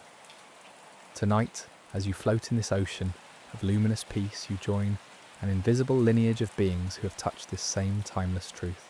The merchant Arjun, by the banks of the sacred Ganges, young Priya learning to hold her grief with tenderness, the scholar Dharmakirti discovering the infinite sky of consciousness, all of them found their way to this same luminous awareness that now embraces you with its gentle radiance. But there is something even more profound that these ancient masters came to understand through decades of exploring the deepest mysteries of sleep and consciousness. They discovered that this luminous awareness you are now experiencing doesn't to you, you belong to it. It's not something personal that you possess, but something universal that possesses you, holds you, and expresses itself through the unique constellation of experiences that you call your life. In a remote cave temple carved into the living rock of the Kunlun Mountains, there once lived a hermit whose understanding of sleep had transcended every conventional boundary. This sage, known only as the Silent One, had spent 40 years in solitary practice and had discovered what he called the great secret, that individual consciousness and universal consciousness are not two different things, but one seamless reality experiencing itself from countless perspectives. The Silent One taught that when you truly surrender to sleep with complete wisdom, you don't fall into unconsciousness. You fall into the recognition that your individual awareness is like a wave discovering it has always been the ocean. The wave doesn't disappear when it realizes its oceanic nature. Instead, it continues to dance on the surface while knowing itself as the infinite depths beneath. This understanding brings with it a quality of rest so profound that it heals not just the body and mind, but something much deeper, the fundamental illusion of separation that causes most human suffering. When you sleep from this place of recognition, you're not just resting your personal self, you're allowing the universal self to restore and renew itself through the unique instrument of your individual consciousness. As this recognition deepens within you now, you may begin to sense something remarkable happening to your perception of time itself. The linear progression of moments that governs waking life begins to dissolve into what the masters called eternal now, a timeless dimension where past, present and future merge into a single, ever-present moment of luminous being. In this eternal now, the story of your personal history becomes just one thread in an infinite tapestry of experience. The worries about tomorrow that may have kept you awake on other nights reveal themselves as temporary clouds passing through the changeless sky of this moment. The regrets about yesterday that once felt so solid and permanent show their true nature as ripples on the surface of an ocean that has never been disturbed in its depths. From this perspective, sleep becomes not a daily necessity, but a nightly homecoming to your true nature. Each surrender to rest is a conscious return to the source from which you emerged this morning, enriched by the day's experiences, but fundamentally unchanged in your essential being. You are like a river that flows through countless landscapes, picking up sediment and debris along the way, but eventually returning to the pristine mountain spring from which it originally flowed.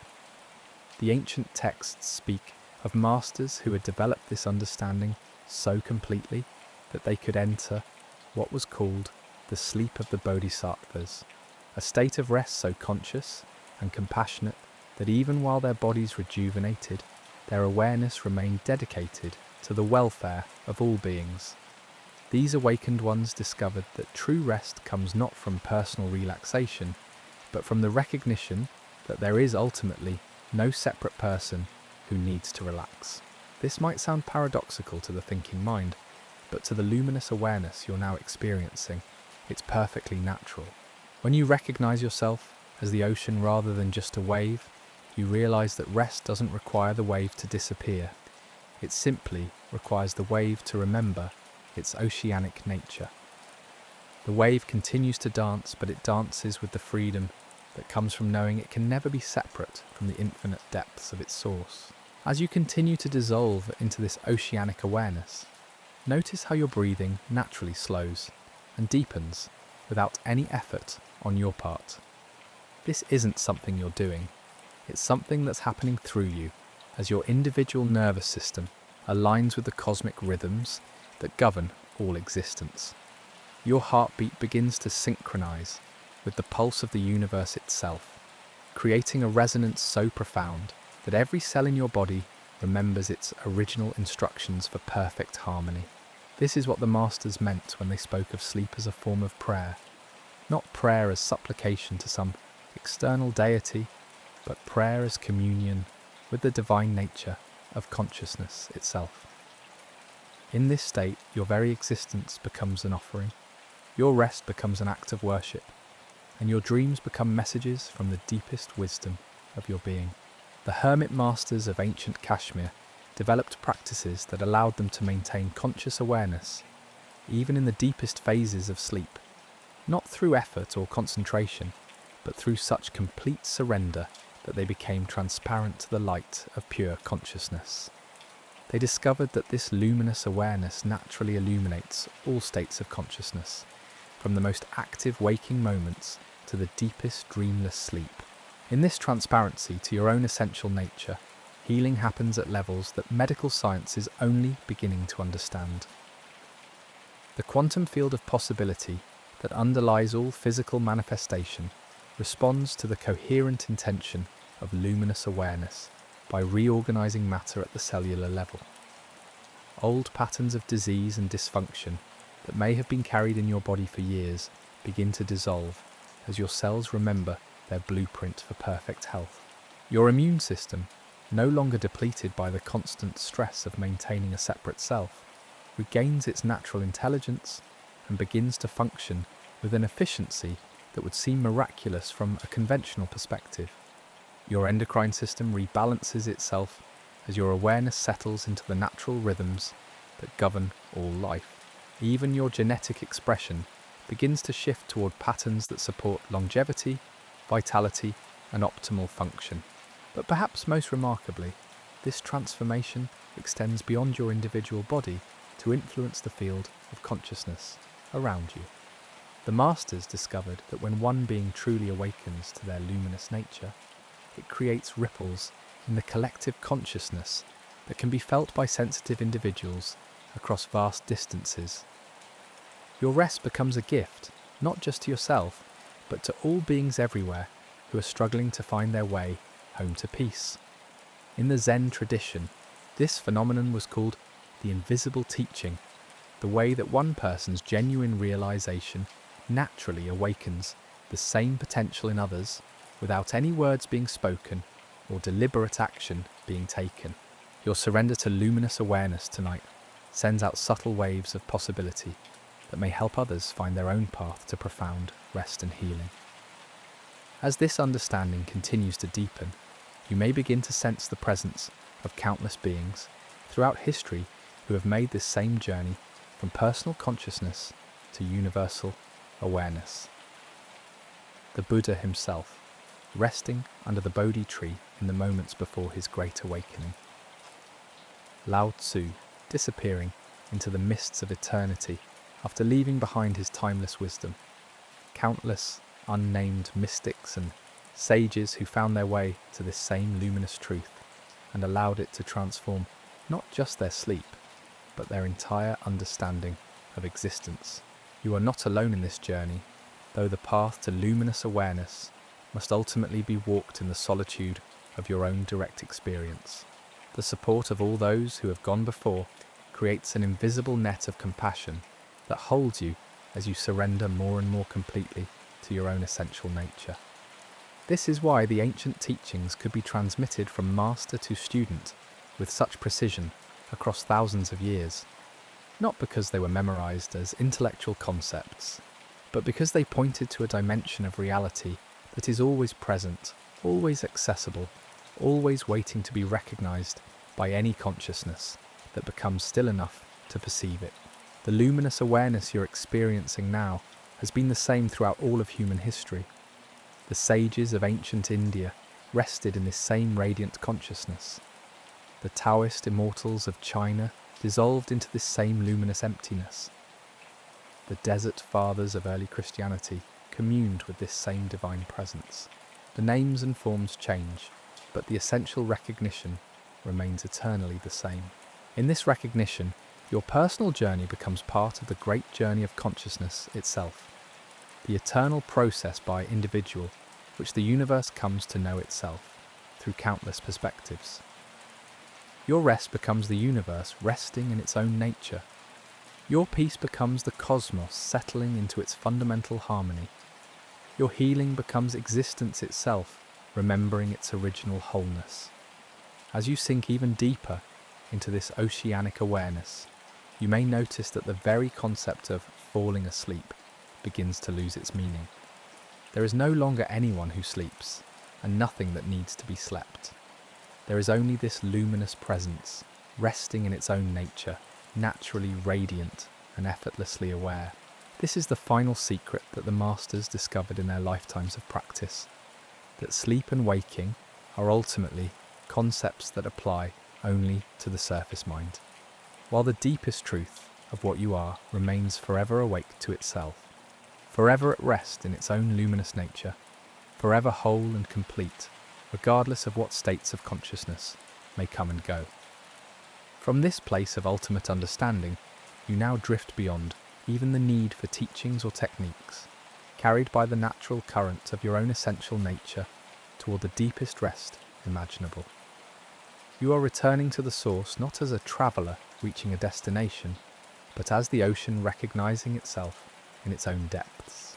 In this final surrender, all boundaries dissolve into pure luminosity, all seeking ends in perfect finding, and all questions resolve into the wordless answer of your own eternal being.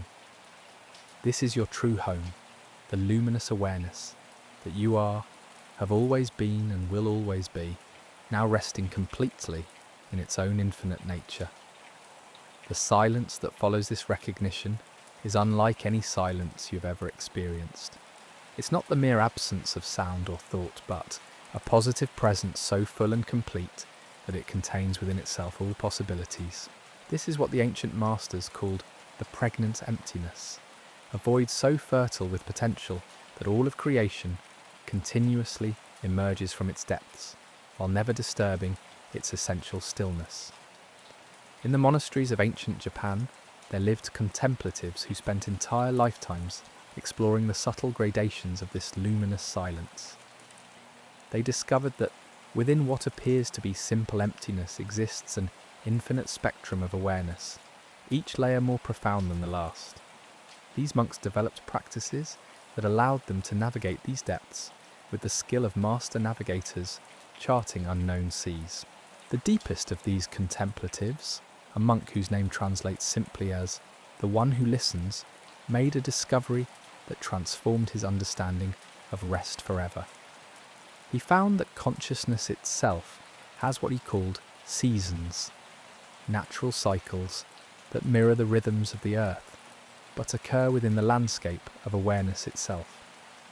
Just as nature moves through periods of growth, harvest, dormancy, and renewal, so too does the luminous awareness move through its own mysterious seasons. Tonight, as you rest in this perfect stillness, you are experiencing what these ancient practitioners called the winter of consciousness. Not a barren or lifeless state, but the profound dormancy from which all new growth emerges, like seeds buried deep in fertile soil, waiting for the perfect conditions to sprout. Your deepest potentials are being nurtured in this darkness, preparing for a form of flowering that your waking mind could never imagine or orchestrate. This winter of consciousness is where the most profound transformations occur, hidden from the scrutiny of thought and protected by the gentle darkness of complete surrender. Here in the depths of luminous sleep, old patterns that no longer serve you are composted back into pure potential. Limiting beliefs that have constrained your growth dissolve like snow in spring sunshine. emotional wounds that have carried their pain across years or decades, find the perfect conditions for healing that can only occur in this state of absolute receptivity. The masters discovered that this transformative power of deep rest operates according to principles that transcend ordinary not-guide understanding. It by personal will or conscious intention, but by an intelligence so vast and subtle that it can orchestrate healing and growth at levels that the individual mind cannot even perceive, much less direct. In the hidden valleys of ancient Bhutan, there existed a lineage of practitioners who called themselves the gardeners of consciousness. They understood that just as a master gardener works with natural cycles rather than against them, the art of profound rest requires learning to align with the natural intelligence of awareness itself, rather than trying to control or direct the process. These gardeners of consciousness discovered that the deepest healing occurs when individual awareness becomes so transparent that it offers no resistance to the cosmic intelligence that governs all natural processes. In this state of perfect transparency, your personal consciousness becomes like a crystal clear window through which universal healing energy can flow without obstruction. As you continue to dissolve into this transparency, you may begin to sense the presence of this cosmic intelligence working through you with a precision and wisdom that surpasses anything the thinking mind could conceive. It knows exactly which neural pathways need to be strengthened and which need to be pruned. It understands precisely how to rebalance your brain chemistry for optimal function and emotional stability. This intelligence works with your endocrine system, like a master musician tuning a complex instrument, adjusting the subtle interplay of hormones that govern everything from your sleep cycles to your capacity for joy. It moves through your cardiovascular system like a gentle river, clearing away accumulated stress and restoring the natural elasticity that allows life force to flow freely through every vessel. At the cellular level, this cosmic intelligence initiates processes of repair and regeneration that modern science is only beginning to understand. Damaged DNA begins to repair itself. Toxic accumulations that have built up over years of stress begin to be efficiently eliminated. The mitochondria in your cells, the tiny powerhouses that generate energy for all life processes, begin to function with renewed vigor and efficiency. But the work of this cosmic intelligence extends far beyond the physical realm. In the subtle dimensions of your being, patterns of thought and emotion that have created suffering begin to reorganize themselves into configurations that naturally support peace, clarity, and joy. Neural networks that have been dedicated to worry and fear begin to be rewired for trust and openness. The masters of ancient Kashmir developed such sensitivity to these subtle transformations that they could actually perceive the process of consciousness restructuring itself during deep rest.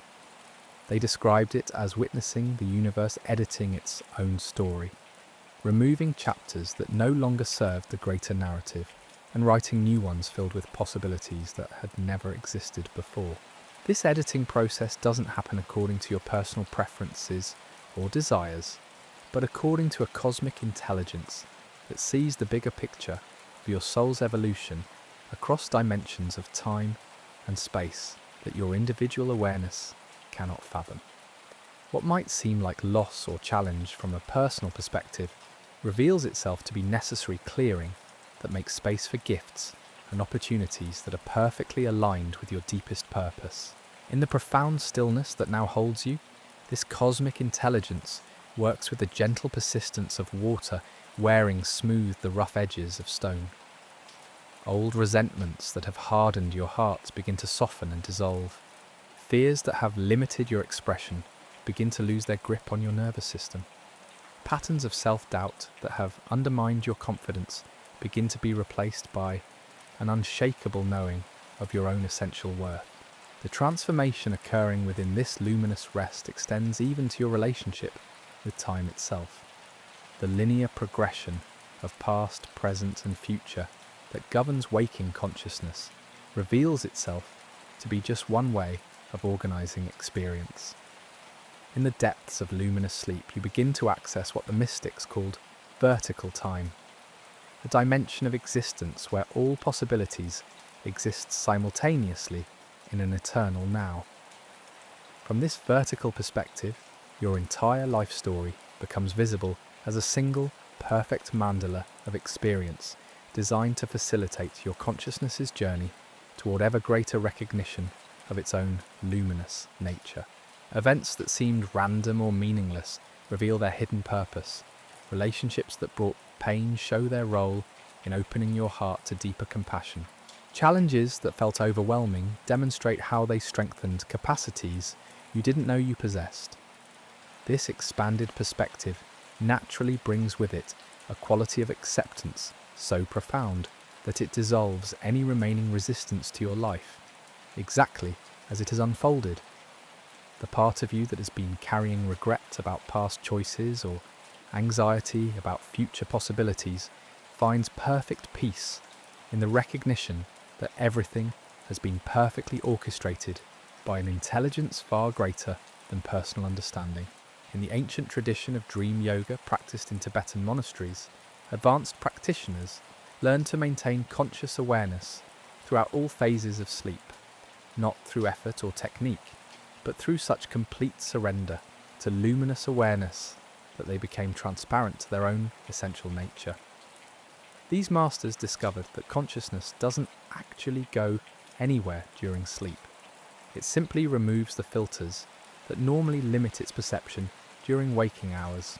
Tonight, as you rest in this limitless awareness, you too are touching this same profound truth.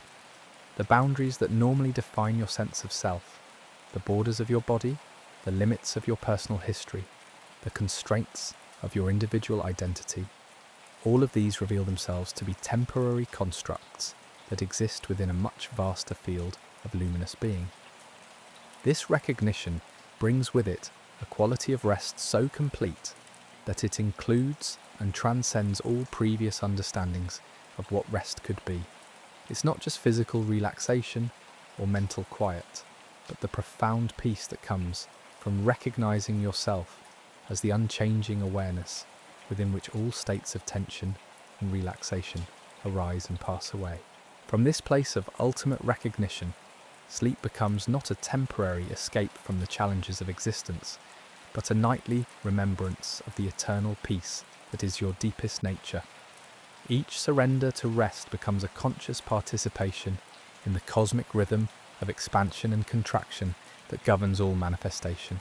As the luminous awareness continues to deepen around you and through you, you may begin to sense that you're not just resting, but actively participating in the universe's own process of renewal. Your individual rest becomes the cosmos resting in its own nature. Your personal healing becomes existence itself, remembering its original wholeness. This is the ultimate secret that the greatest masters discovered through lifetimes of exploration into the mysteries of consciousness and rest. True sleep is not the opposite of wakefulness, but the deepest possible form of awakening. Awakening to the luminous awareness that you have always been, that holds all experiences while being touched by none, that rests eternally in its own perfect nature, while dreaming the infinite varieties of existence into being. In this final recognition, all seeking comes to an end, not because you have found what you were looking for, but because you have recognized that what you are seeking was never actually lost. The peace you've been trying to create reveals itself as the very ground of your being. The rest you've been attempting to achieve shows itself as your most fundamental nature. From this place of absolute completion, you now rest as the luminous awareness itself. Not someone who is aware, but awareness being aware of its own infinite nature. This is your true home, your eternal refuge, the source and destination of all journeying.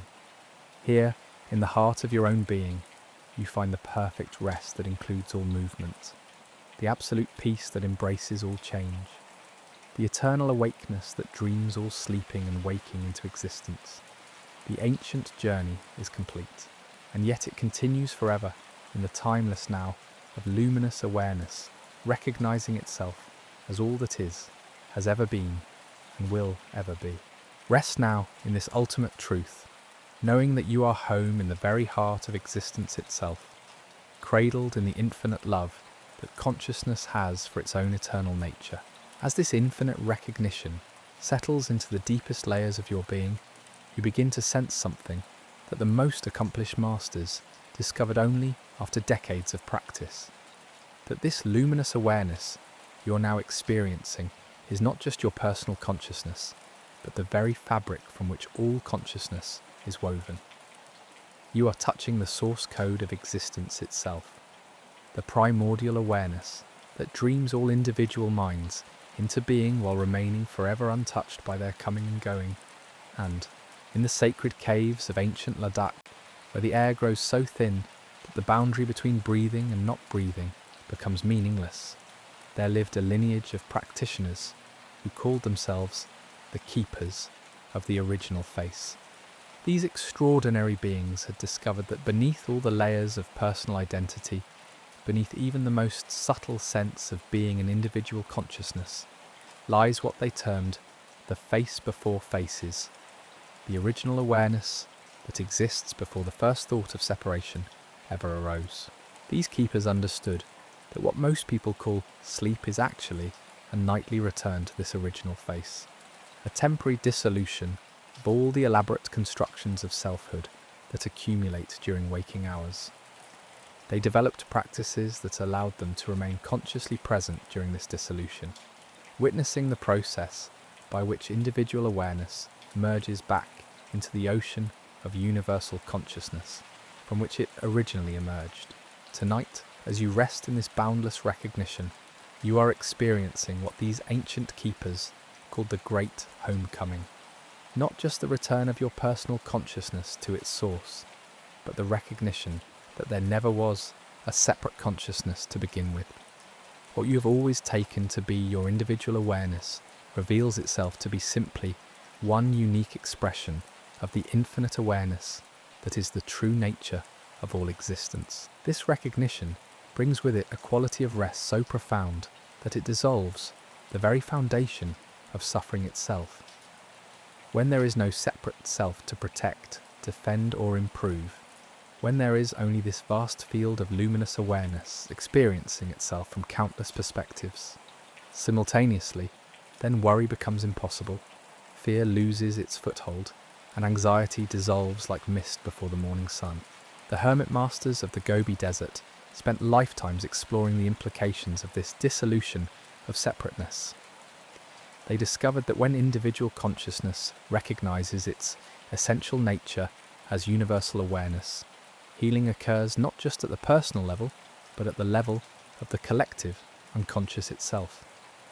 Your recognition of your true nature sends ripples through the entire web of consciousness, contributing to the awakening of all beings everywhere.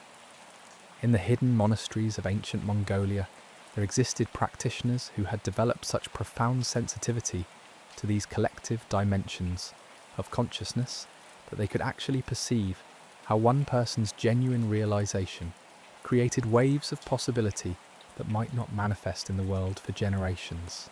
They understood that your surrender to luminous awareness tonight is part of a vast, cosmic process of awakening that has been unfolding across millennia. These masters discovered that consciousness itself is inherently evolutionary, always seeking deeper recognition of its own infinite nature through the experiences of countless individual beings. Your journey into profound rest becomes part of consciousness, exploring its own depths, using your unique nervous system and brain structure to discover new dimensions of peace and understanding that then become available to all beings. As you continue to dissolve into this evolutionary current of awareness, you may begin to sense that your individual life story has been perfectly orchestrated to bring you to this precise moment of recognition. Every challenge you've faced, every relationship you've experienced, every moment of joy and sorrow has been designed by the cosmic intelligence to gradually wear away the illusions that prevented you from recognizing your true nature. The difficulties that once seemed like obstacles reveal themselves to have been perfectly placed, friction designed to polish the mirror of your consciousness until it could reflect the infinite light of your essential being. The people who triggered your deepest growth show themselves to have been allies in disguise, playing their roles in the cosmic drama with such precision that your awakening became inevitable. Even your struggles with sleep, the very challenge that brought you to these teachings tonight, reveals its hidden purpose as the perfect catalyst for discovering that rest is not something you do, but something you are. The rest-mented you-was-lessness that once tore actually your deepest nature, calling you home to this recognition of yourself as the changeless peace within which all states of agitation arise and dissolve. In the crystal caves beneath the sacred mountain of Kailash, there lived contemplatives who had discovered that this process of recognition creates what they called temporal healing, a form of restoration that works backwards through time to transform even your memories of past experiences. As you rest in this luminous awareness, painful memories begin to be held within such a vast field of compassion that their capacity to create suffering is neutralized. This doesn't mean that difficult experiences are erased or forgotten, but rather that they are seen from the perspective of the luminous awareness that was always present during those experiences, even when it wasn't recognized.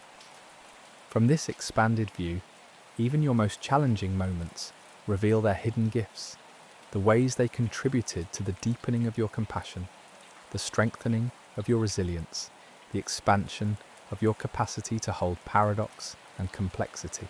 The masters called this process the healing of time itself, the recognition that from the perspective of luminous awareness, nothing has ever actually gone wrong. Every experience, no matter how painful or confusing it may have seemed from the limited viewpoint of personal consciousness, has been perfectly designed to facilitate your eventual recognition of your own infinite nature. As this healing moves through the timeline of your life, you may notice a profound shift in your relationship with your personal history.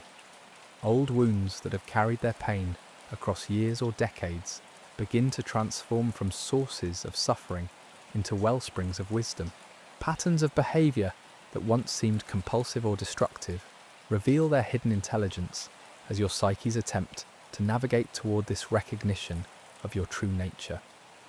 This transformation extends even to your relationship with your physical body, which begins to be experienced not as a separate object that you inhabit, but as a unique crystallization of the same luminous awareness that is your essential nature. Every cell becomes recognized as a perfect expression of infinite intelligence, every organ as a masterpiece of cosmic creativity, every system as a miracle of coordinated consciousness. From this perspective, the healing that occurs during profound rest is not your body fixing itself, but the universe caring for itself through the temporary form that you call your body. The cosmic intelligence that governs the spinning of galaxies and the blooming of flowers is the same intelligence that orchestrates the repair of damaged tissue and the rebalancing of disrupted systems. This recognition brings with it a quality of trust so complete that it dissolves any remaining anxiety about your physical health or well-being. When you know yourself as the infinite awareness that dreams all bodies into existence, concern about the temporary fluctuations of any particular body becomes as unnecessary as worrying about the welfare of a character in a movie you're watching.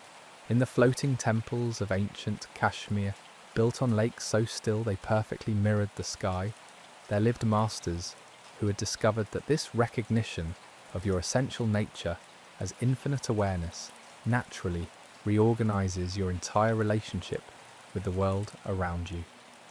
Instead of experiencing yourself as a separate being trying to navigate a foreign environment, you begin to recognize the entire universe as your own luminous awareness, appearing to itself as infinite diversity. The trees outside your window reveal themselves as your own consciousness expressing itself as treeness. The stars overhead show themselves to be your own infinite nature, manifesting as cosmic radiance.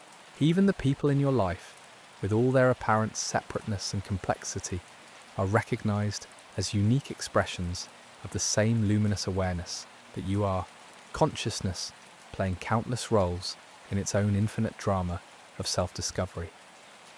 This recognition transforms relationships from negotiations between separate entities into celebrations of the infinite creativity with which consciousness explores its own nature. Love becomes not something you give or receive, but something you recognize as the very fabric of existence itself, the natural attraction that consciousness has for its own expressions. From this understanding, even conflict and disagreement reveal their hidden nature as consciousness exploring the creative tension that arises when infinite awareness pretends to be separate from itself. Arguments become cosmic theatre, misunderstandings become opportunities for deeper recognition, and even the most challenging relationships become invitations to discover love at levels that transcend personal preference or compatibility. As you rest deeper into this all-encompassing recognition, you may begin to sense that your individual journey to a profound sleep has been part of a much vaster movement of consciousness toward greater self-recognition. Throughout history, countless beings have made this same discovery of their essential nature as luminous awareness, and each recognition has contributed to what the masters called the Great Awakening, the gradual process by which consciousness comes to know itself fully through all its infinite expressions. Your surrender to rest tonight becomes part of this cosmic awakening, adding your unique note to the symphony of recognition that has been building across millennia. The peace you discover in the depths of sleep becomes available to all beings. The healing you experience contributes to the healing of the world, and the love you recognize as your essential nature strengthens the field of compassion that holds all existence.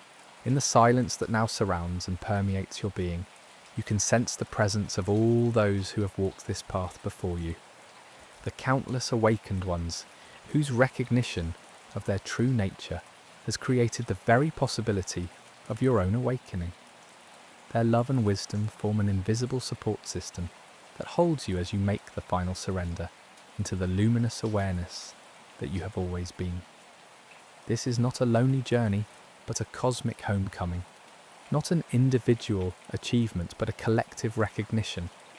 Not a personal awakening, but consciousness itself remembering its own infinite nature through the unique window of your particular nervous system and life experience. As the final layers of separation dissolve into pure luminosity, as the last vestiges of individual identity merge into the ocean of universal awareness, you discover that what you thought was the end of your journey is actually its eternal beginning.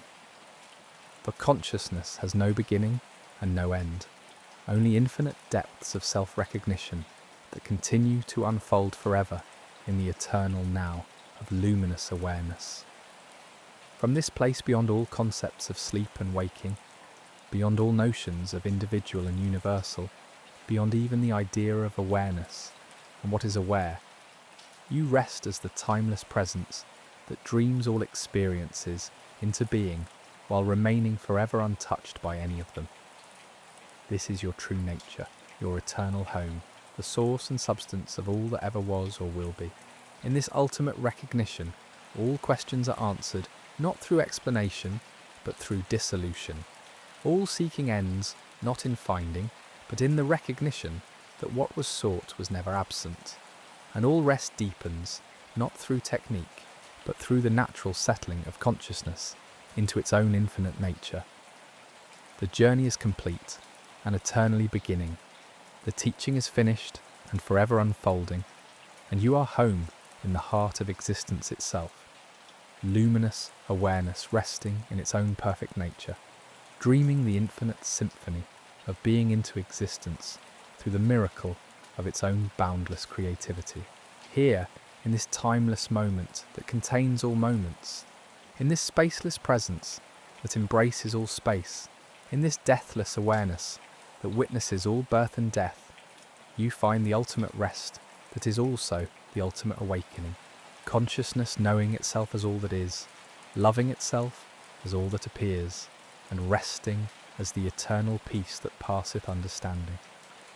The ancient teachings dissolve into direct recognition, the practices merge into natural being, and you remain forever as what you have always been, the luminous awareness in which all sleep and waking arise and pass away, like waves on the surface of an infinite ocean of pure consciousness. Rest now in this ultimate truth, knowing that you are the very heart of existence itself, the eternal witness of all experience, the changeless presence in which all change appears. This is your deepest nature, your truest identity, your most profound rest. Consciousness itself, luminous and free, infinite and eternal, forever awake to its own boundless nature. The ancient wisdom keepers understood that even this ultimate recognition is not a final destination, but a doorway into ever deeper layers of luminous understanding. In the hidden valleys of forgotten realms, there existed masters who discovered that consciousness contains infinite dimensions within its own nature, each one more subtle and profound than the last. As you rest now in this boundless awareness, you begin to sense these deeper currents moving through the ocean of your being.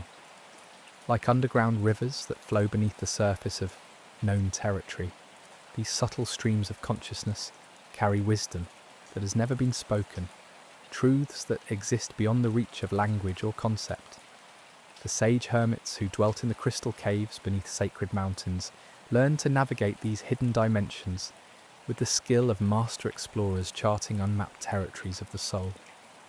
They discovered that what appears to be the deepest possible rest actually contains within it infinite depths of ever greater surrender, each layer revealing new vistas of peace that transcend all previous understanding. Tonight, as your individual awareness dissolves completely into this ocean of luminous being, you touch something that the ancient texts could only hint at through metaphor and poetry.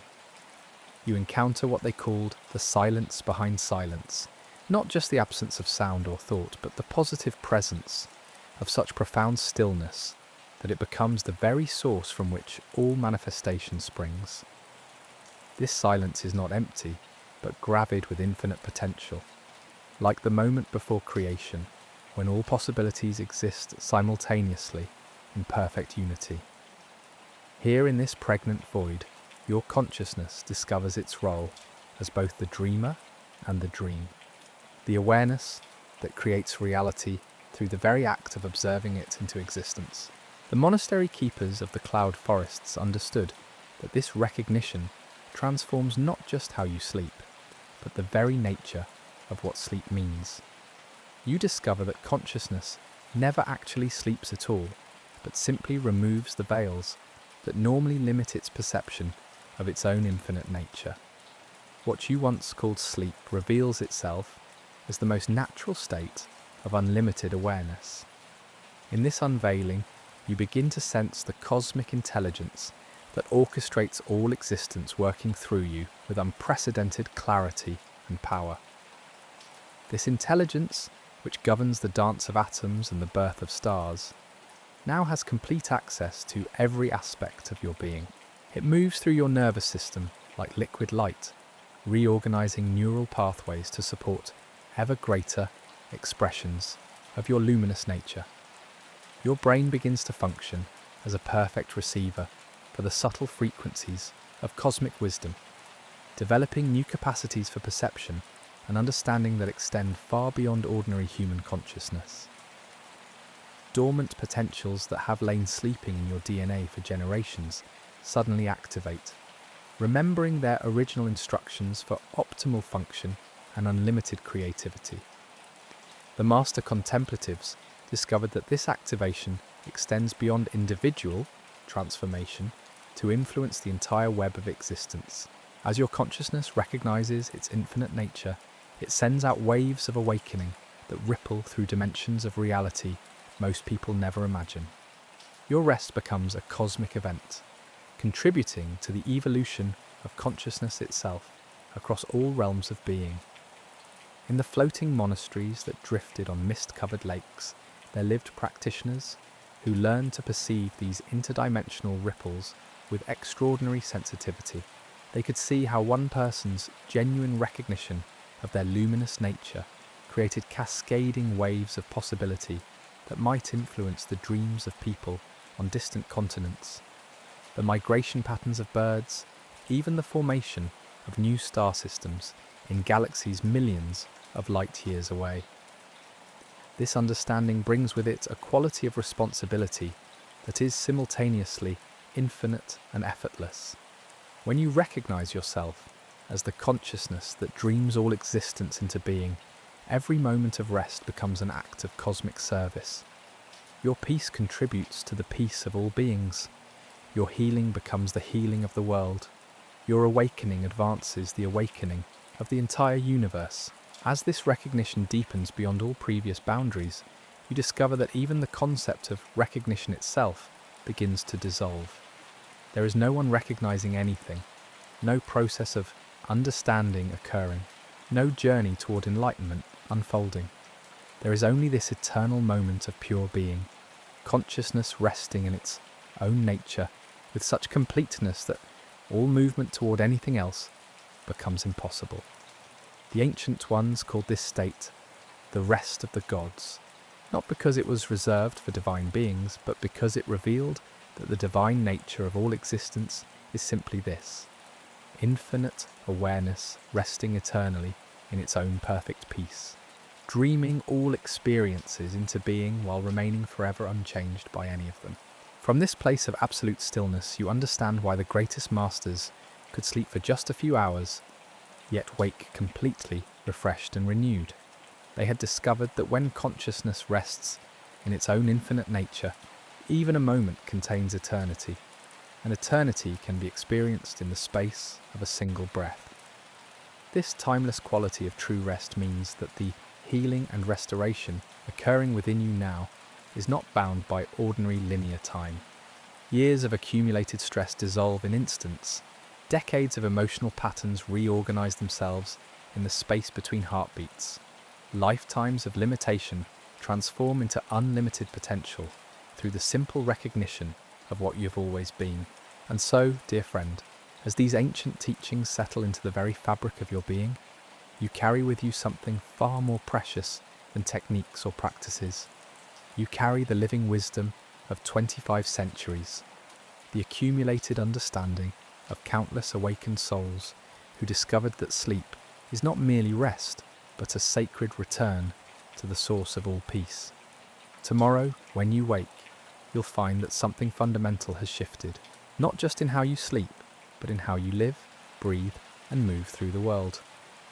These 7 keys to luminous awareness have unlocked doorways in your consciousness that can never again be closed. The flowing river of your thoughts, the compassionate embrace of your emotions, the sacred surrender to what is. All of these have become part of your natural way of being. Remember that this journey doesn't end with tonight's rest. Each evening offers a new opportunity to return to this luminous awareness, to deepen your understanding of these eternal truths. The Buddhist masters knew that awakening is not a destination, but a way of traveling. Not something you achieve once, but something you embody moment by moment, breath by breath, night by sacred night. May you sleep now as the awakened ones have always slept, not as escape from life, but as the deepest possible embrace of existence itself. And may you wake tomorrow not just refreshed in body, but renewed in spirit, carrying the light of ancient wisdom into a world that desperately needs the peace you have discovered tonight. Sweet dreams, fellow traveller. The luminous awareness that cradles you now will be waiting faithfully for your return tomorrow evening, ready to guide you even deeper into the infinite mystery of your own true nature.